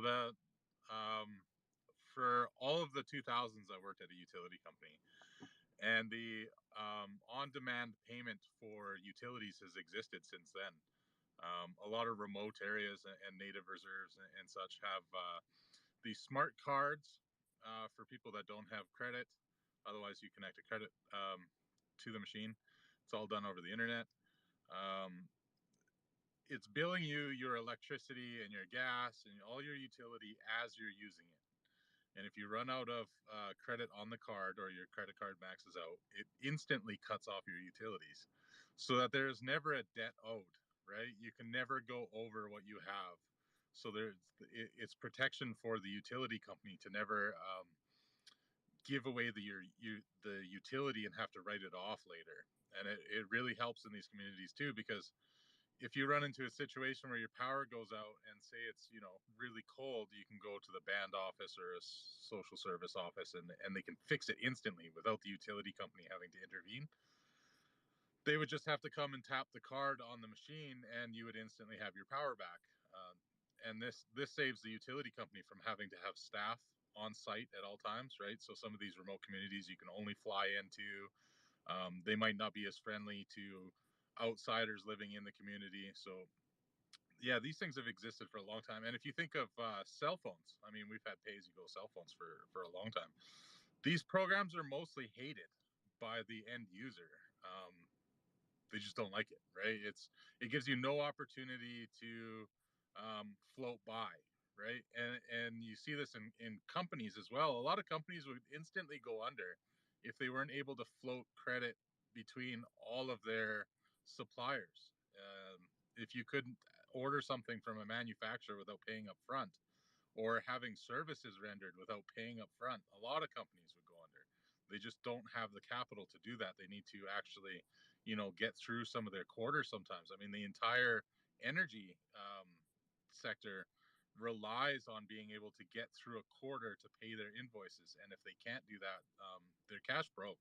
They don't sit with available funds. They have to settle up at the end of the quarter and then move on and continue ordering. And it's really frustrating for small businesses. So if you own a maintenance truck or a picker truck or whatever, and you have to go and work a couple months and have them do their quarters, it might be another couple months before they can start paying out the invoices. Like, you can go half a year without seeing your first invoice paid. So there's lots of shitty invoice companies out there that'll take like 10% and pay you early, taking the risk that the energy company is going to pay you. And yeah, it's just, the world needs credit. And yeah, these on-demand things aren't popular when they're actually executed. Yeah, I could imagine it's a little CCP, like run out of money and you're gonna die of the cold. Or do they have to keep your heat on? Shut your heat off? Yeah, that's the thing. It kind of gets around that as well, because there's laws, right? If you have so many days below zero, you can't shut off somebody's gas, and you can only limit their power, and the limited power will allow them to run their furnace and one stove burner. Anything else will trip the breaker, right? So when you have these on-demand services, you get to skip past all of those things, because it's kind of you're making an agreement that you have power as you can afford it, rather than we'll protect you if it's cold and you don't pay us because we have to by law. So yeah, it's Well, make that sacrifice. Here in Florida, we have the opposite. It's actually, if you're a tenant, well, I mean, I've seen it more from the landlord level, but if you're a landlord and the air conditioner goes out, most tenants don't know this, so it doesn't usually turn into a cash flow issue. But the tenant does not have to pay rent if the air conditioner doesn't work. So, like, say your air conditioner went out, like I've had this happen several times for a couple of days. Technically, I don't have to pay rent for those couple of days. This is a similar thing. I mean, not necessarily with the individual payments part, but the other thing is the payments part that seems instant, but there's some liquidity provider doing that. And I'm sure they're not, but unless they're using like a XRP ledger or something that's, instant settlement, there's actually credit built into that system, even though the person's not the individual consumer is not like technically borrowing any money. There's still credit that exists in the systemic because the market maker is going to be providing that liquidity. And you don't know what their the market maker could be whole. They could be having a line of credit themselves that they use to provide. A lot of them do that. So there's still credit in there, like at the systemic level. It's not that the individual consumer borrowed any money. And no, I was just gonna say thank you, Chris, for your input, right? Because you definitely added some different perspective to some other sides of it. I personally still prefer to pay in time myself. So maybe I am a little different in that regard. I do understand the complexities that you pointed out, but it just seems like ultimately, like, because those dynamics exist, I'm having to pay more for somebody who's not paying at the end of the day, right? And I just think that a lot of that kind of goes away when I know that anybody that's using is paying as they use, and we're all just doing the same thing. Like, but again, I may be just a little different in that regard. You know, you'd save a lot of money on your utilities if you were just socialist. The amount of money that gets wasted on trying to chase non-payers and utilities that get lost due to leakage and theft. If we just had the government provide our utilities and then everybody paid on their taxes, you would actually pay a lot less in utilities. And I used to live in a city that did that. Everybody in town pretty much paid. It was just under $100 a month. And it didn't matter what you lived in, and that paid your electricity, gas, sewage, water, garbage, recycling. Basically, every utility you can think of, the city owned it, and they owned right from the ground, right? So they had their own gas wells, so they were pumping it out of the ground. They had their own electricity services, so they were doing hydro off the river. They were doing all kinds of solar, like not just solar panels, but solar. I can't remember what you call it, but you basically reflect all the sunlight into oil pipes that end up heating up and moving a turbine. But yeah, since the city took care of all the utilities, you basically paid nothing. Like where I live now, I mean, $100 wouldn't even pay you for a week of electricity. So it's pooling these things is very interesting. Trying to take the profit out of them is what they're doing. That's why Canada's healthcare and drugs are so cheap, is because there's nowhere to profit in there, right? It's all just government deals with drug companies and healthcare, and we should all be socialist. I like saying that because it triggers people. Yeah, Well, it may, think, but on a use case basis, that makes a whole lot of sense, right? So whether you're totally in one kind of camp or the other, just by use case basis, that makes a whole lot of sense, though. I think it's I'll make two examples: roads and schools. And I mean, I'm a full blown capitalist. Like, yes, I'm a for profit person. Ledgerscale is the only thing I've ever even considered doing that's not for profit. Um, but roads are inherently socialized. But the funny one is, I heard a comedian say this, and I was like, that's a pretty damn good point. In fact, it might have been George Carlin. I don't know, or no, maybe I forget which one it was. But he was like he was like, I don't have kids, right? But I still pay taxes that go to schools. So like directly, I get nothing, was his point, out of like funding these schools. But then this is the funny part of the joke. He was like, but I'd rather your kids be educated so I don't have to live around a bunch of dumbasses and we can actually have some productive people in society. I about fell out of my chair. I was like, that's true. Right? Like Yeah, I don't have kids, but my taxes go to schools. So, but I really would rather have smart kids instead of just that with every social program, right? Like I would rather pay a little bit more so that I'm not surrounded by homeless or hungry or injured or sick or anything, right? Like pay a little bit more. You don't have to live in a world where all of that exists, and it well, makes a lot of sense with countries. I think there's a limit, right? Like not everything, but like stuff. Usually, to go back to the complexity thing, and you could probably bring in some of the tragedy of the commons type of thinking here to counterweight, or whatever. Um, but not everything. But like roads, things that are networks, essentially. Roads. I guess schools aren't exactly a network. Court systems. Um, some of these things, it's it's a communal good. Hence the tragedy of the commons, because if this is where people get pissed off, is the tragedy of the commons is when, let's say we all chip in to buy a pizza, and then I eat half of it.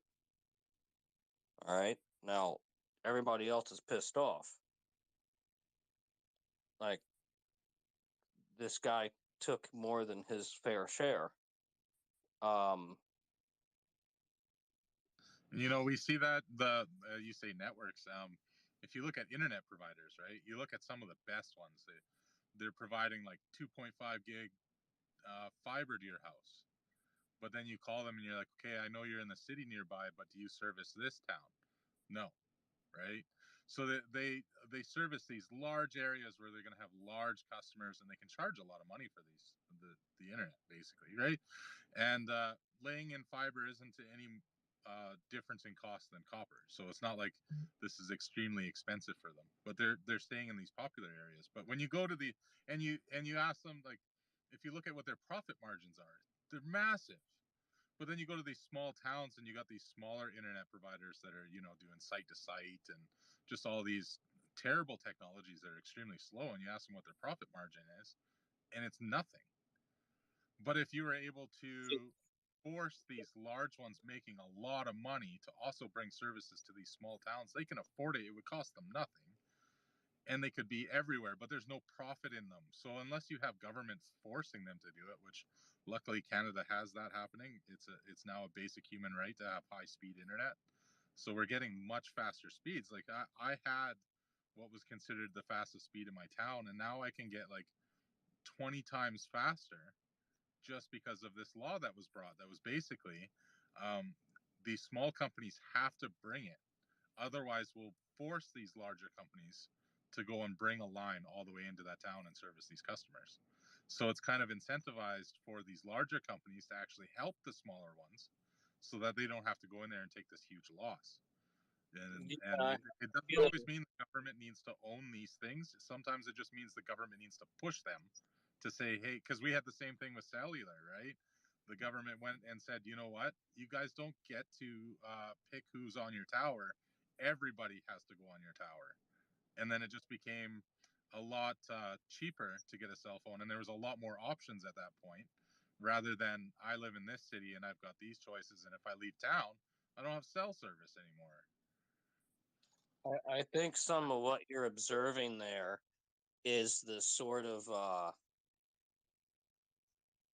if you were to really do your research, like your economic, you're observing the edge of the unit economics of the way that they're doing it, the cost of the fiber. Because it's going to cost you so much to lay a mile of fiber, right? But if I can lay a mile of fiber and service 10,000 customers, well, I can make a ton of money. But if I can lay a mile of fiber and service 10 customers,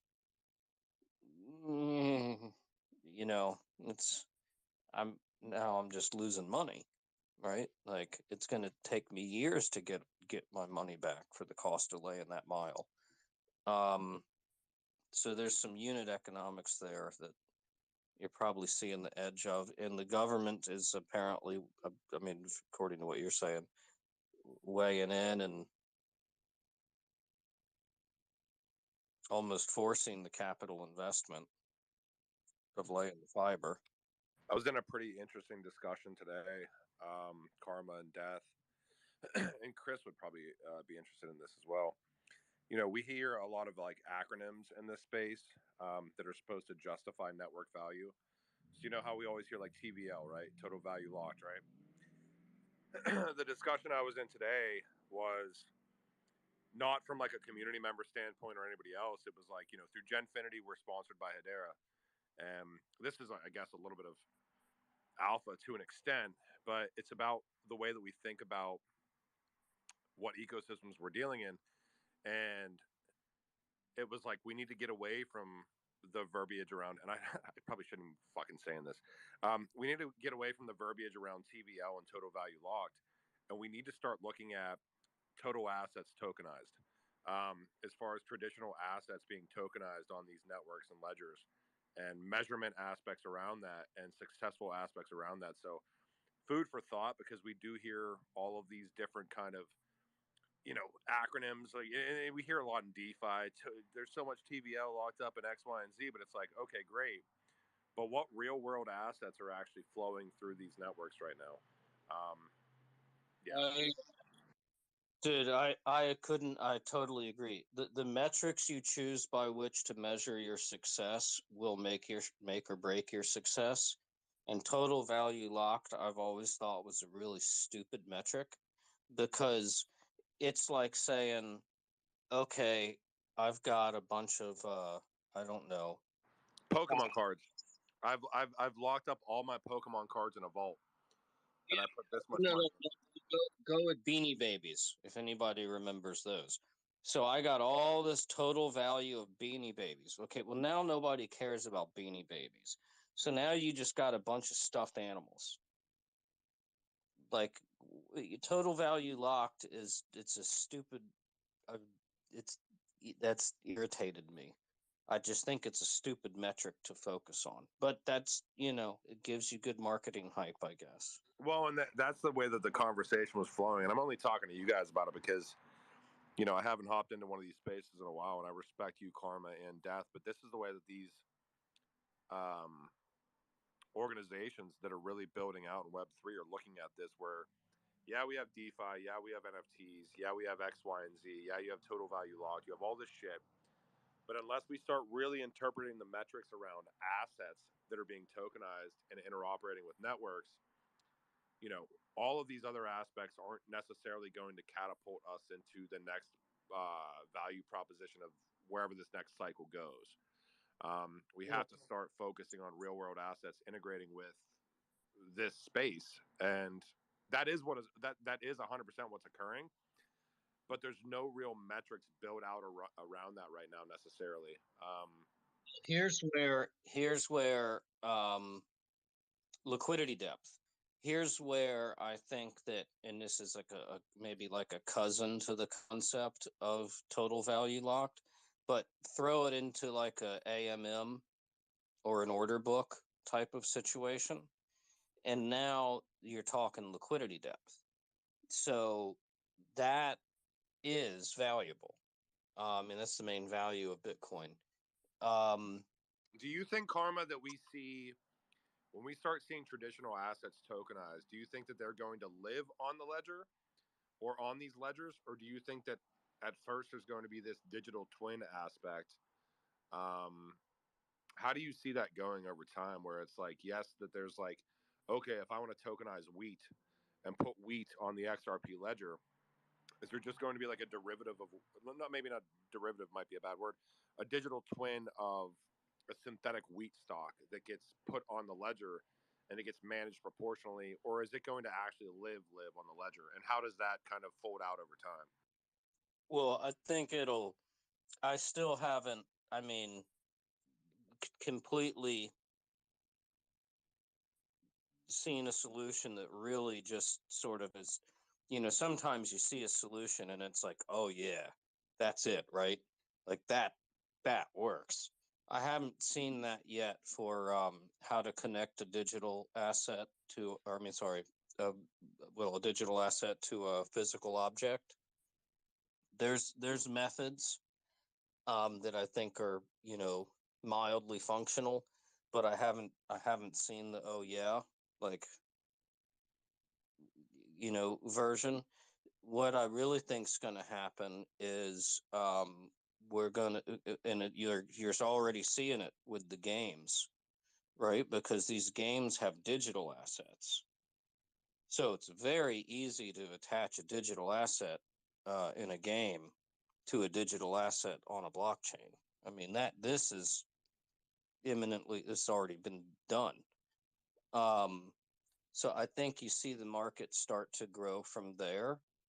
And then I think it probably expands into the machine-to-machine payments world. So, like, look at like we pay another it's basically like think of the API economy.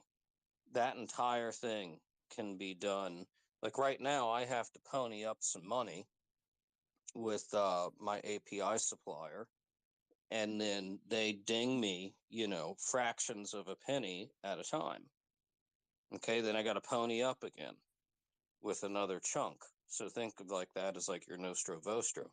Well, if I could get rid of that, then I could collect money from my customers and I'm not ponying up anything, right? Like I just get money from my customers and then I pay my suppliers and then I make the profit.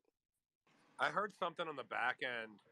Maybe this is a question for Chris, and this was a discussion I was in yesterday about brokerage aspects that is potentially an issue with how NFTs may or may not work on the XRP ledger, and it's something that's being flushed out right now. I don't know if you're even aware of that, Chris, or if you can touch on it, or maybe I wish I could extrapolate a little bit more, but from my understanding, like essentially the way it's set up right now is that if I'm an issuer and I'm selling an NFT, there would have to be almost a brokerage aspect on the back end to make sure. Fuck, I'm trying to explain it in the best way that it was explained to me, and it was like a really quick conversation. I don't even know if you know what I'm talking about, Chris, but yeah. Yeah, the brokerage is cool. I was super excited about it. I used to tweet about it all the time. That it was like it's gonna be the greatest thing to have a brokerage. But the issue with it is the broker needs to, for some reason, have the same amount of value in their wallet, even though it never touches their wallet. So it's this weird. I don't know if it's intentionally designed that way or if it's a bug. I know I'm rugging, so. No, and that was kind of my understanding with it as well, where it was like, essentially it's creating a Nostro account for the sake of creating a Nostro account, which is like, why? Like from somebody that has necessarily nothing to do with the transaction. So how do we streamline? Like, let's say, for example, like you have an NFT project. Holy shit, I'm getting so many DMs. I'm sorry. That launches and their NFTs do really well, and they're selling for 50,000 XRP in relation to their NFT project. My understanding, there's like a huge,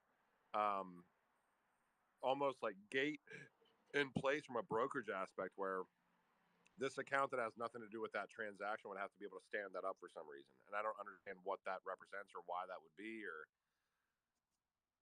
yeah, I don't know example, but it was basically if you NFT'd your house, you would need to find a realtor that can afford your house to be able to sell it. Yep. Wait. What are you guys talking about? So I was in a call yesterday, and Chris can definitely talk on this more, but I'll tell you my nascent stupidity understanding of what was told to me, where essentially, if you're dealing with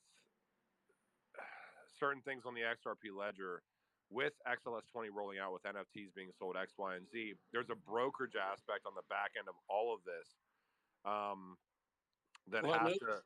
Go ahead, Chris. Yeah, you're way better suited. Go ahead, Chris. Or Karma. Well, there's a brokerage function, but you can set the fee, but the broker doesn't have to, unless I'm just wrong, and that's easily possible. No, I think my understanding is the broker has to legitimately have that amount for that transaction stood up to be able to let that transaction go through in some situations. Yeah. Even though the broker's account isn't involved, he needs to be able to cover the transaction for some reason. It's really silly. I mean, if I list my house for $500,000, nobody's going to be able to broker it unless they got $500,000. It's because of the lag time of transactions that occur today. So like if I'm a broker and I facilitate a trade for you, and so okay, you're going to purchase $15,000 of this stock. Great. All right. So if I purchase you $15,000 of this stock, I want to make sure that I can credit to you instantaneously. So you're not able to make a decision where you're like, nah, you know what? I changed my mind. I don't want that anymore. And then they're stuck in the hole with $15,000. Yeah, but this is even extrapolating out beyond that, where even if the purchaser has that amount, it goes beyond the purchaser to a back end account that has, like Chris was saying, literally nothing to do with the transaction. Well, I wonder if there's a feature because originally you could submit to, like, say, an order book in unfunded. Let's say I had no USD in my account. I could still submit an order to the USD order book, You can and still, then they yeah, put but in. it doesn't have to even do with submitting an order, because if I'm a purchaser of something and I have the fund stood up, my understanding is that it has nothing to do with me wanting to buy something that I could have the funds to stand up. It has to do with a back end aspect where there's a brokerage account. There has to be some sort of a brokerage account on the back end that can stand it up outside of even me as the purchaser or you as the seller. Are you talking about as a stock, or No, I'm talking like about a on regular the stock? XRP ledger.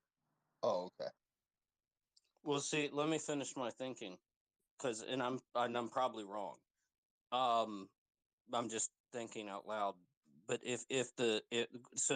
there was an amendment made where you couldn't submit an unfunded order, right? So if I was going to submit an order to this order book, which, a brokerage is essentially just an order book, and it's unfunded, then now currently the ledger won't accept the order. Before, you could do that, and there was bots doing this stuff, and there was like little things people were doing. So maybe just because that's now like in the root of the code of the ledger. So the maybe it's, I don't know, it could be somewhat related to that, the fact that you can't submit unfunded orders. No, I mean I think that it has nothing to do with your funds or the issuer's funds. It has to do with like legitimately a brokerage account that has to stand up that transaction can go through, which to me is like, I don't understand it. I didn't understand it when I heard about it yesterday, but I know who I heard it from is legitimate. I'm just trying to understand it better. It's almost like a third party that has nothing to do with a transaction that would have to stand up, or I don't even know. Maybe Chris can talk on it, but Isn't that Well, it?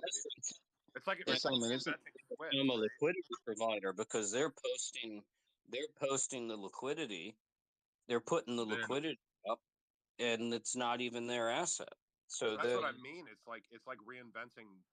To me, the way I understood it after that conversation yesterday was it's like implementing a nostro aspect into any sort of a transaction without needing or under.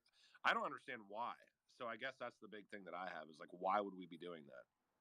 you think it's all? You think it goes back to the? I don't know who mentioned it about somebody changing their mind is to cover the seller and the buyer. So Yeah, the real That's estate 100% agent, what it's supposed to be doing. But I right? still don't understand it. Where if I have the funds to put up for a transaction, I should be able to buy whatever I want to buy, and Right. whoever's selling it should be able to sell whatever they should want to sell. And it certainly deals with some sort of an insurance policy, and I'm guessing that insurance policy deals with the steadiness of the network itself. But I just don't understand it, and I'm trying to understand. It's this is like you're talking like real estate on the XRP ledger. I'm talking about anything that Okay, gets because in real facilitated. estate, I would say that would be the equivalent to title insurance, where if there's an issue with the asset, if there's some type of lien attached or Well, thing. there's nothing that's even further extrapolating out. Like, well, there's no way to even justify lien issuance or any of that shit on the ledger right now because we don't. I mean, you could do it Right. through front and back end measures, but we don't have even webhooks or smart contracts. So, like, this is like nascent, like what's being built in. I don't know who else better to talk on it than Chris, and I'm sure Ripple would talk on it, but it's like I'm trying to wrap my head around why this would be built in and what the purpose of this is. Well, the only thing, and I'm making this up, right? Like, I don't, I don't know. This is not something I was, I'll have to double check. But because you want balance, so bear in mind, I'm making this up. But if you want some balance, and you're going to be a broker and you're going to charge a fee, there should be some risk and there should be some reward. So you put your liquidity provider, you put your capital into an AMM, and then you earn some of the spread, right? So there's a brokerage fee that the broker can earn. So maybe the thinking would be make the broker put some capital up, but I don't think that sounds right. Yeah, but doesn't the broker capital, the broker has to have somewhat of an underlying asset in it, and especially when you're dealing with NFT issuance and things like that, a broker's not going to go ahead. Like, think of like an art dealer. Like they're a broker, okay, of art. They have to have a gallery, in digital format, a website. Oh, hang on, I'm getting a call. Give me a second. That's fine. Go ahead, Chris. You got your hand up.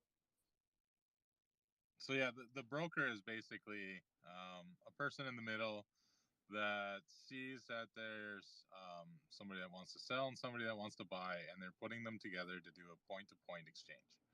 It is still from seller to buyer. It's not being held or being moved by the broker, right?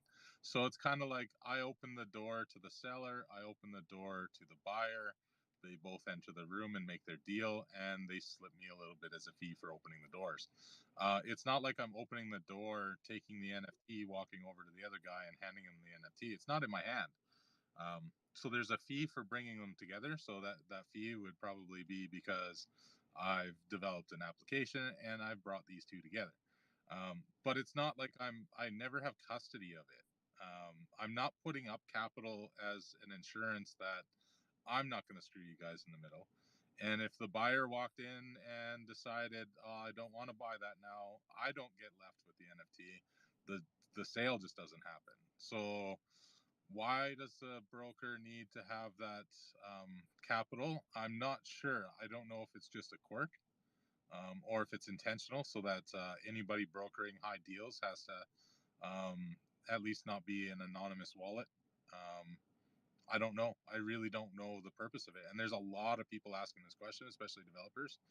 And some are even calling it broken fee because it just doesn't make sense, and there's no answers around it yet.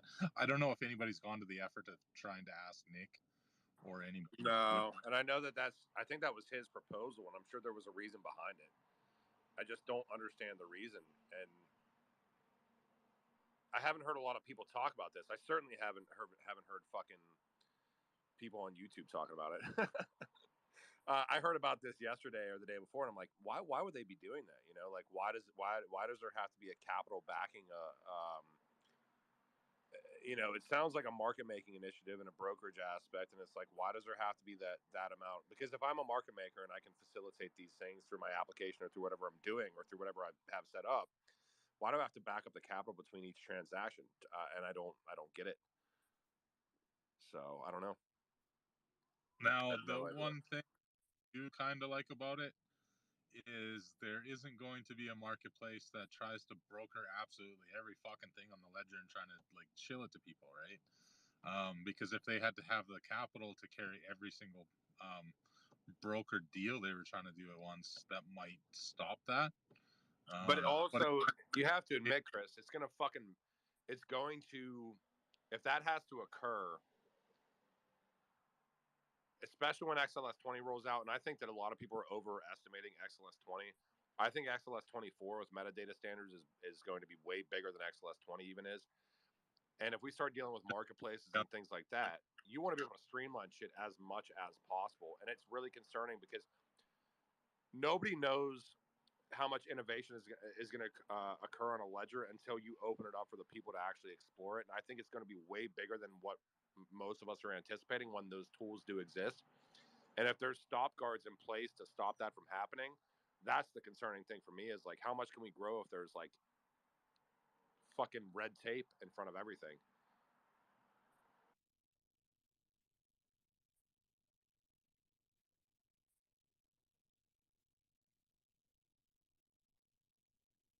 It goes hand in hand with one of the things that the SEC has voted on unanimously to change is the settlement time of derivatives from T3 to T1 and probably T0 eventually. Yep. I saw something a couple days ago, Death, or no, just like a week or two ago. They are 100%. You know, if people aren't aware in this chat, T plus 3 is essentially 3 days settlement time. T2 is it's 2 days. T1 is 1 day. T0 is 0 days. It's obviously gets us towards like real time gross settlement. Most of these organizations are moving towards T plus 1. The obvious thing to move forward to after that is T plus 0. But you even start seeing things like what's holding DLT back and crypto back is the fact that there's no back tracing of transactions. Well, to me, that's an asinine thing to say because if you make the transaction so efficient where you literally have to deal with all of the efficiencies to push money through instantaneously. If you make a fucking mistake, then it's fucking game over anyways. So go ahead, Chris. I'm sorry. I don't know. Can you hear me? I'm rugging hard here. No, you're good, dude. And I want to go back to the brokerage aspect. I don't know if we were still on there, but actually, I wanted to bring up the XLS24 real quick and kind of be a dick about it. Like if we're gonna stick to one meta standard, we should also agree to only use one file format. So if everybody could make their shit in PNG and nothing else, and then let's stick to one color palette too, so that it all looks good. And we should stick to one animal. I vote deer, just deer NFTs, one color palette, only one file format, and one meta standard because it just makes it so much simpler. I'm very against XLS24. I very much so recommend everybody just mint 10,000 fish in fish bowls, and everybody have their own unique collection around that, and then that would make it very fucking easy. Yeah, I don't think we should be pushing XLS24. I think we should be creating meta. So, what are your problems around a metadata standard that is met? Because I will say, like, I think it's inherently extremely important so that we all have some. I'm not a dev on the fucking XRPL, and I'm not building on an NFT project on the XRPL, but there has to be some sort of co-opetition to an extent where everybody agrees on some sort of standard, at least at the basis of it, to be able to integrate these things into marketplaces or social ecosystems or X, Y, and Z. We don't need to agree on one standard, just like we don't need to agree on one file format. It's not one shoe fits all. You can use any meta standard you want. You just talk to the marketplaces and make sure that they're able to adapt to it. It's actually extremely easy to adapt to a meta standard. I mean, I've made my own wallet and it pulls ETH NFTs just as easily as it pulls XLS24 and any other standard I want to add to it. Even and the problem with, go ahead. Works for all. It makes no sense to tell everybody that this meta standard has to work for every single project that's ever created on any kind of format of anything, right?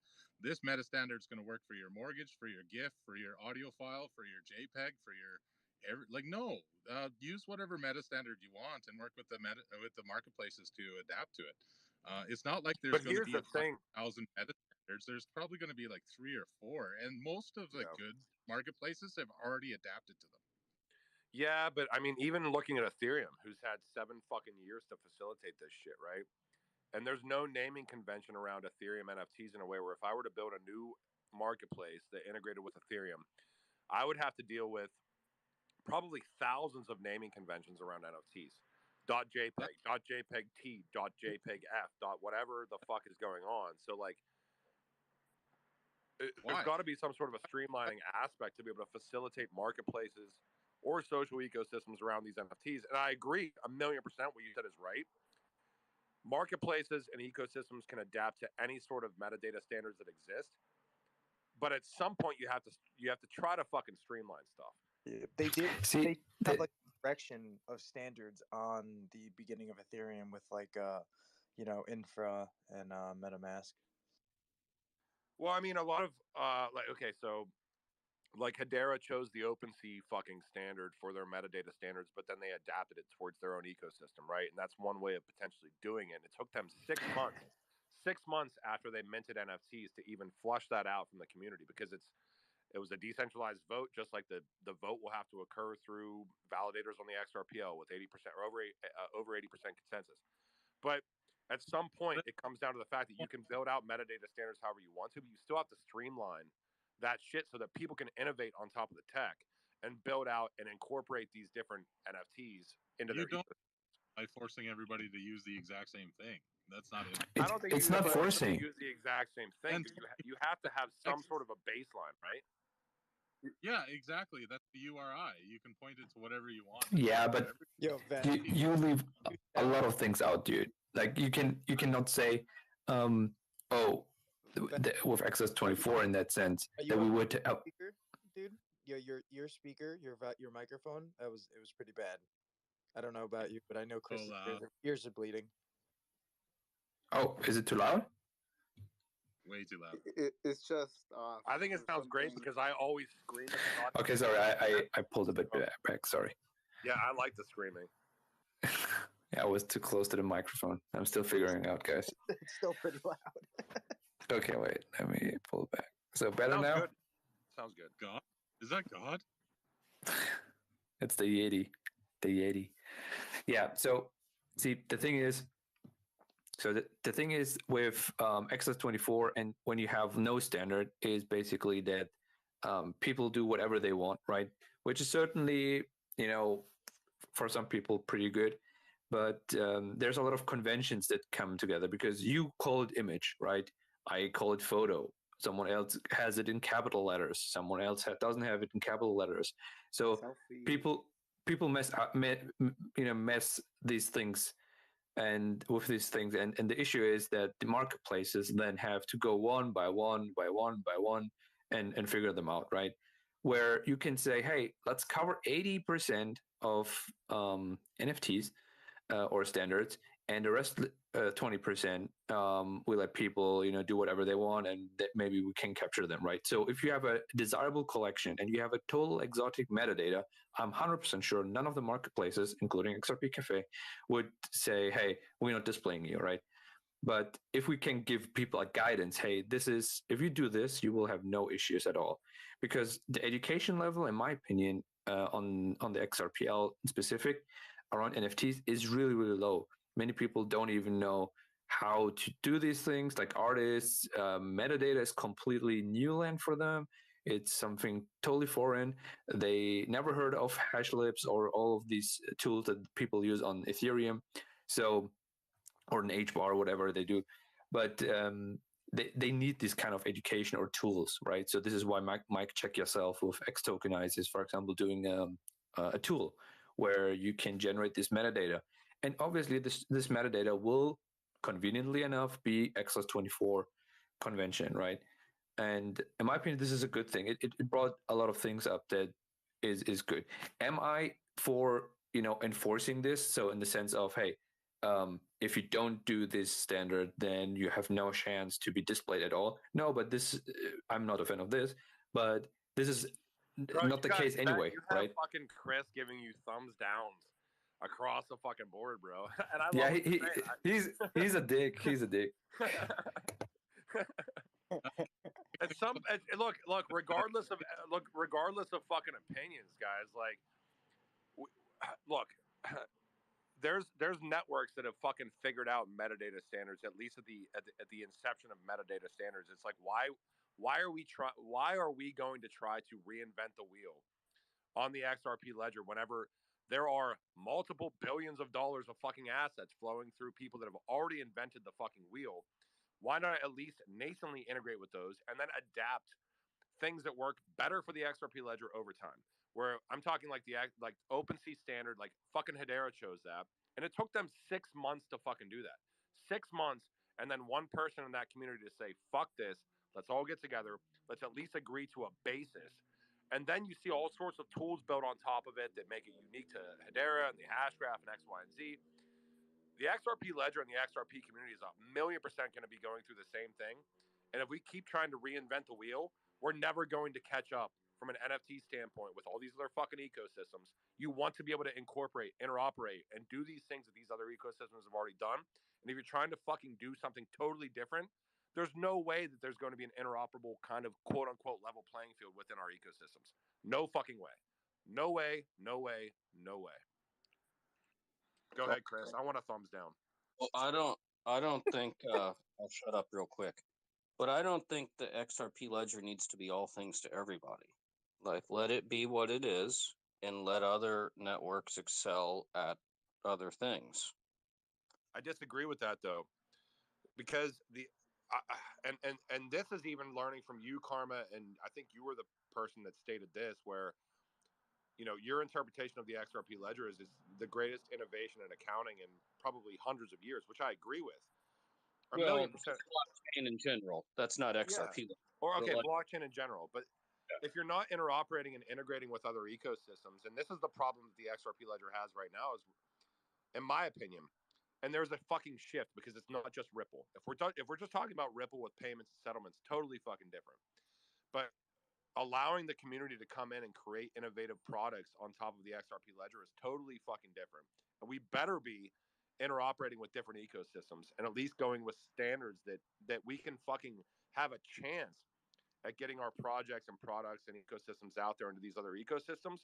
Otherwise, we're just continuing to silo ourselves, wall ourselves off, and expect that everybody believes that XRP is the best thing since fucking sliced bread, and let DAI and Brad Kimes talk about fucking XRP ledger being underpinned by the entire global debt, which is retarded. So, yeah, we have to fucking get somewhere where we can start getting in community members. Let me change everybody's mind, and I hope I change your minds, Solomon, over this whole thing. When I create an NFT, it's for something.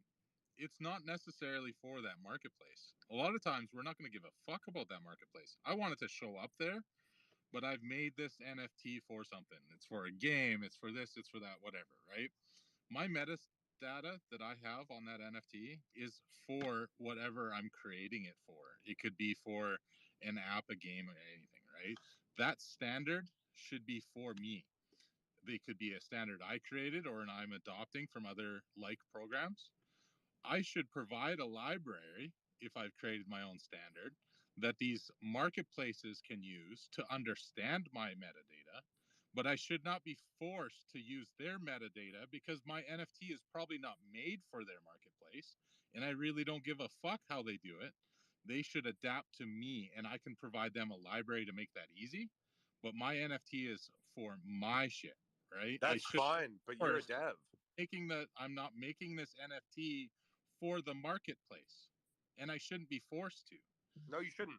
Forced to adapt to anything they want to sell. They're selling it in their store. I think it's important. Standards do help interoperability. So, like, you shouldn't have to adapt to any fucking marketplace. This is what Web3 represents. We can all build and innovate in our own fucking ways. Here's the quandary that we're all going to face is you're a fucking dev. There's a barrier to entry in this entire space that is massive. If we don't have standards set up on the XRP ledger that make creating an NFT based on even from an artwork standpoint. This is an issue that everybody seems to have. It's not an set issue. Up on the it's an issue the XRP ledger has. No, it's not an issue of the ledger. XLS 24, it has nothing to do with XLS 20. Has nothing to do with the ledger. Yeah. It is not going to be voted on. It is not something that the UNL give a shit. It's a convention. Be on there. It has nothing to do with the ledger whatsoever. It won't be adopted. It can be used. It has nothing to do with Ripple or XRPL. Nothing. And they should adapt to me. It's like me having a product, giving a store, and me telling them the dimensions of the shelf. The thing, though, dude, is that there's no way to fucking do that. Like, just because you can build out amazing... I fucking did my own app. It's simple. It's no. I hear what you're saying. But what you're saying is literally less than a fraction of 1% of people that can say, hey, I fucking stood this up, adapt to me. 99.9% of people in this space just want to have something that's easy to use or build upon, do X, Y, and Z. They're not making marketplaces. This is the marketplaces that need to do it. It's the simplest thing that they're doing all day. But seriously simple. How are you even going to place that one NFT for sale? Even say you're not following exactly. But if you're not even putting the image as a standard, which you're saying you're not going to follow, your NFT is not even going to be up for sale because they can't even display it because you're not following the That's standard. Why if I use a standard that doesn't already exist, I give them a library to interpret my standard. And they should already have libraries built for each one of them, including 24. All they got to do is build another library, and I can provide it for them. Jesus Christ! Can you imagine the overhead that these fucking marketplaces? Exactly. Nobody would do this. No fucking marketplace. Nobody would do this. Social ecosystem would ever fucking do that. It's a business. Nobody would do this. None of them would Well, ever. What are you talking about? think of the exchanges as marketplaces. They're already having trouble integrating with all the different crypto networks. There's no fucking way that guys are any making this, marketplace is going to uniquely adapt to every project's fucking code. That is I mean, a fucking insane value proposition. That's insane. Yeah, and I don't want to kill the conversation. I just want to let everyone know we went a little over. We're gonna stop in like right at the 6 o'clock mark because I knew Too Cold has her space tonight, and I'm gonna go over there. Keep going on. I just want to let everyone know we're gonna close up. I just want to add to Chris. Chris, why should a marketplace then, in that sense, list you even, right? You say the marketplace should adapt to me, but why should they do? I mean, you are not the only artist. You are one of the thousands. Why should we do this?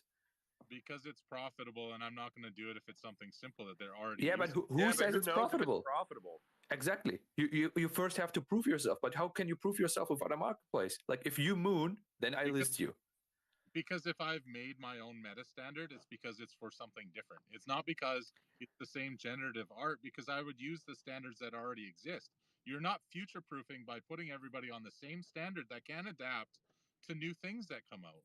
And adding a new library, you guys are making it sound extremely difficult. It takes seconds. Seconds. For you. And all it's doing is saying, you understand image this way, here's how it is in this one. How many different things? But it takes seconds. It takes seconds for you. 99% of the people that want to create. But 99% of people don't interpret my metadata. Just the marketplace. It's just a marketplace. Yeah, I mean, but the marketplace is not even incentivized to fucking list you because it's absolutely not incentivized. Yeah, but like, look, Chris, the thing is, what I think is very important to highlight here. There's a difference because you said, hey, what if I want to do something very exotic, or it should be like very to me, right? Not saying exotic, right? It's just tailored to you. What important is to say here is there's a difference between the minimal spec of a metadata and what you put on top of it. This XS24 convention is just say, hey, you should have this minimal fields in the metadata so we can show you, but you can put a ton of other crap onto it that is just in addition, and that's totally fine. You know, I can tell you Jabzy will have license on in it, right? So he put license CC 0, Creative Commons. None of the metadata standards that I've seen so far would have included this, and that's okay because he just puts it on top of it, and a marketplace would have no issues with it because they just say, hey, please just have these few fields so we can properly show you on the marketplace. But if you put, if you put other stuff on it, totally fine. What do you do when you bridge another network over and they've used a different meta standard? Do you say you can't have those NFTs here? No, but or do you create a library?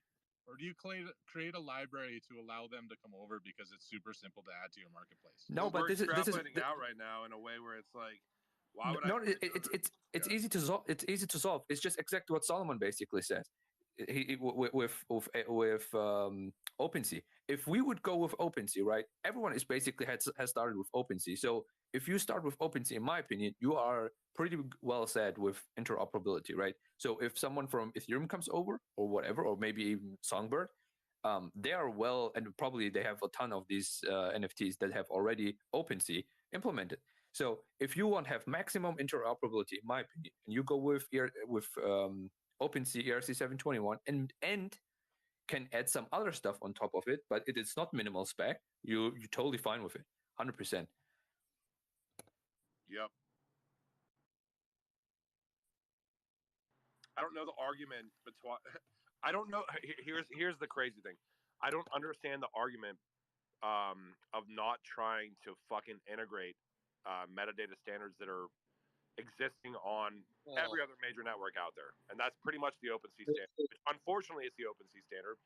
It doesn't even matter if OpenSea fucking exists anymore in 2 years. It's just the fact that everybody agrees on at least one base fucking standard. And then you build out and make things unique. Standards do improve interoperability. I mean, look at Interledger Protocol, right? Like that was a big deal when it came out. Nobody's allowed to make suggestions on 24. Like I've even suggested, hey, we should have thumbnails. No. Hey, we should have people's Twitter accounts. No. Hey, we should have these things. No. It's just no. There's no open conversation with 24. Well, who's in the discussions then, It's Chris? total Yeah. Okay. Who's in that small group? I admit what Chris said. I think that there's something to it. The discussion is mostly close to marketplaces and some other individuals, and in my opinion, it should be more Well, open. that's I totally agree. scary. Yeah. Because honest to God, these discussions that we're having right now are the most valuable discussions that they'll ever have in that fucking group. And having people argue and I don't understand why it's closed off. I'm developing a service and 3 applications that use NFTs, and they will not listen to me. They will not have a conversation with me. I have tried every format. I've tried Twitter. I've tried Discord. I've tried GitHub. I just get fucking ignored. I'm not in their club, so I don't get to have any kind of discussion with any of them. It's just straight up no. There's no conversation around it. It's just always no, that's dumb. No, you can do that through this. It's like, well, that thing is so fucking old. Why would I want to use that to get somebody's Twitter address? Well, that's how it's going to be done. Well, that's another fucking fetch. That's stupid. Like, it takes so long. No discussion. Well, that's a problem. That's a major fucking problem because I suggested. Okay, I suggested, right, and it will happen. I don't know when. I hope very, very soon. I suggested, and Mike said, yeah, we do this. There will be a Twitter space that will completely roll over the whole topic of metadata, and to finalize things and to get as many inputs as possible, and to get the community more involved, because I think this is totally right what you said. This should be more open, 100%. Yeah, I agree as well. Vet, if you put out anything that you want to do around a Twitter space, or Chris, like, regardless of our disagreements, 1,000,000%, all of us should have a fucking say in how this network gets built out. And 99% of the bullshit comments that we get are ridiculous, but like, I was actually surprised to hear you, Chris, and you, Vet, both like saying that I'm getting shut down in discussions around how these standards should be flushed out. So like, I will try to help out and whatever I can within that. But I mean, it's fucking crazy because we look like, if I'm okay, and I know you're ending this space in 2 minutes, Death and Karma, but if I'm staring at one network and I'm coding on one network in perpetuity for 3 years straight, and I'm incentivized to code on that network, and I'm in these discussions in that network for these standards, that's one thing. But if I'm also taking suggestions from other fucking people that are actually looking at what might actually help the network over time, why are we not entertaining these things? Because the worst case scenario for the XRP ledger is to not be able to fucking integrate with other networks and other standards, and to be able to build out in a way that bootstraps us up and puts us on a level playing field with everybody else. 1,000,000% fucking percent. So I'm just going to say again that if you create a standard that you're only going to use JPEGs, so don't use PNG, don't use GIF. We just want to make it simpler to make these apps that only have to understand what a JPEG is. So please only use JPEG. That's total bullshit. JPEG is a terrible standard and not great for a lot of things. For images, great. For generative art, garbage. Right? So let's use here's PNG. the thing though, Chris, and PNG, both you guys, if you're not getting into these discussions with the devs that are actually putting out these standards, all of this conversation is literally fucking. Yeah, I know you are. I know you are. There are marketplaces that are just going to adapt to anything, because if you adapt to anything, then you have more on your platform. If you have more on your platform, you become the one that everybody goes to, because if other ones are missing shit because they only adapt to 24 and OpenSea and aren't willing to talk to other platforms. I know other projects that need so much more in their metadata and structured in a different way. If I can only find their projects on a couple marketplaces that are willing to list them, fuck all the other ones. Why would I deal with that? You can't start anywhere. You can't start anywhere unless everybody benchmarks a standard. And if you guys that are actually building out or trying to build out on the XRP ledger right now are not involved in these discussions with the devs that are actually putting forth the amendments, what the fuck are we doing? So, because that's actually building. It's not an amendment. It's not. It has nothing to do with the XRPL. It has nothing to do with the validators. That shouldn't even be an XLS discussion because it has nothing to do with it. So 24 won't be voted upon? I agree with you on that. 24 will not be voted on. Okay, so what is it then? Like It's consensus. It's a file really. format. It's just a convention between people. We agree on something, and it's not even written on paper. So if people actually stick to it, I don't know. So think of an ISO standard in information technology where your company can comply with these standards. You don't have to, but you technically receive a certain cert or a recognition that you're applying to certain standards that you're choosing to comply with. So it's an unwritten law, essentially. But it's very difficult to make an unwritten law Exactly. if Vet and Chris and the people that are actually building out on this network are not able to argue in a format amongst these other people that are making this unwritten law is a very you can argue 100%. The thing is, the more, I mean, it's, Solomon, everyone knows, if the more people sit on the table, around the table, the harder it is to get an agreement, right? I mean, if you're just 2 or 3 people, it's easier. But if like 10 people are there and everyone is incentivized to say something good, how his marketplace is built up, right? So I want a standard that is tailored to my marketplace, maybe, and this is how everyone thinks. The greatest fucking example, and I know you're going to end this, Karma and Death. If you have 9 people or 90 people agreeing on the same thing, and I'll use the 9 people thing, you better have one person that looks at the exact opposite of what those 9 people agree upon, and figure out if that opposition fucking standpoint makes sense in any sort of iterations. And I guarantee you, if you have 9 people agreeing on the same thing, that one person is going to be bringing up some good points that those other 9 people were not going to be thinking of, and try to fucking iterate it into the network as it develops out. So I would also argue that there's one person sitting at the big table and everybody else has to sit on the floor. Well, every table has a has an end seat, but yeah, we'll end it off there, guys. I just I thank you guys, everybody, for coming to the chats every day. Thank you, Solomon, for coming up and speaking with us today. Also, man, we wouldn't be hosting these spaces if it wasn't for the continuous. Can I give a shout out? Can I put a plug in real quick, Death, because I've been spending 4 days on this. Go ahead.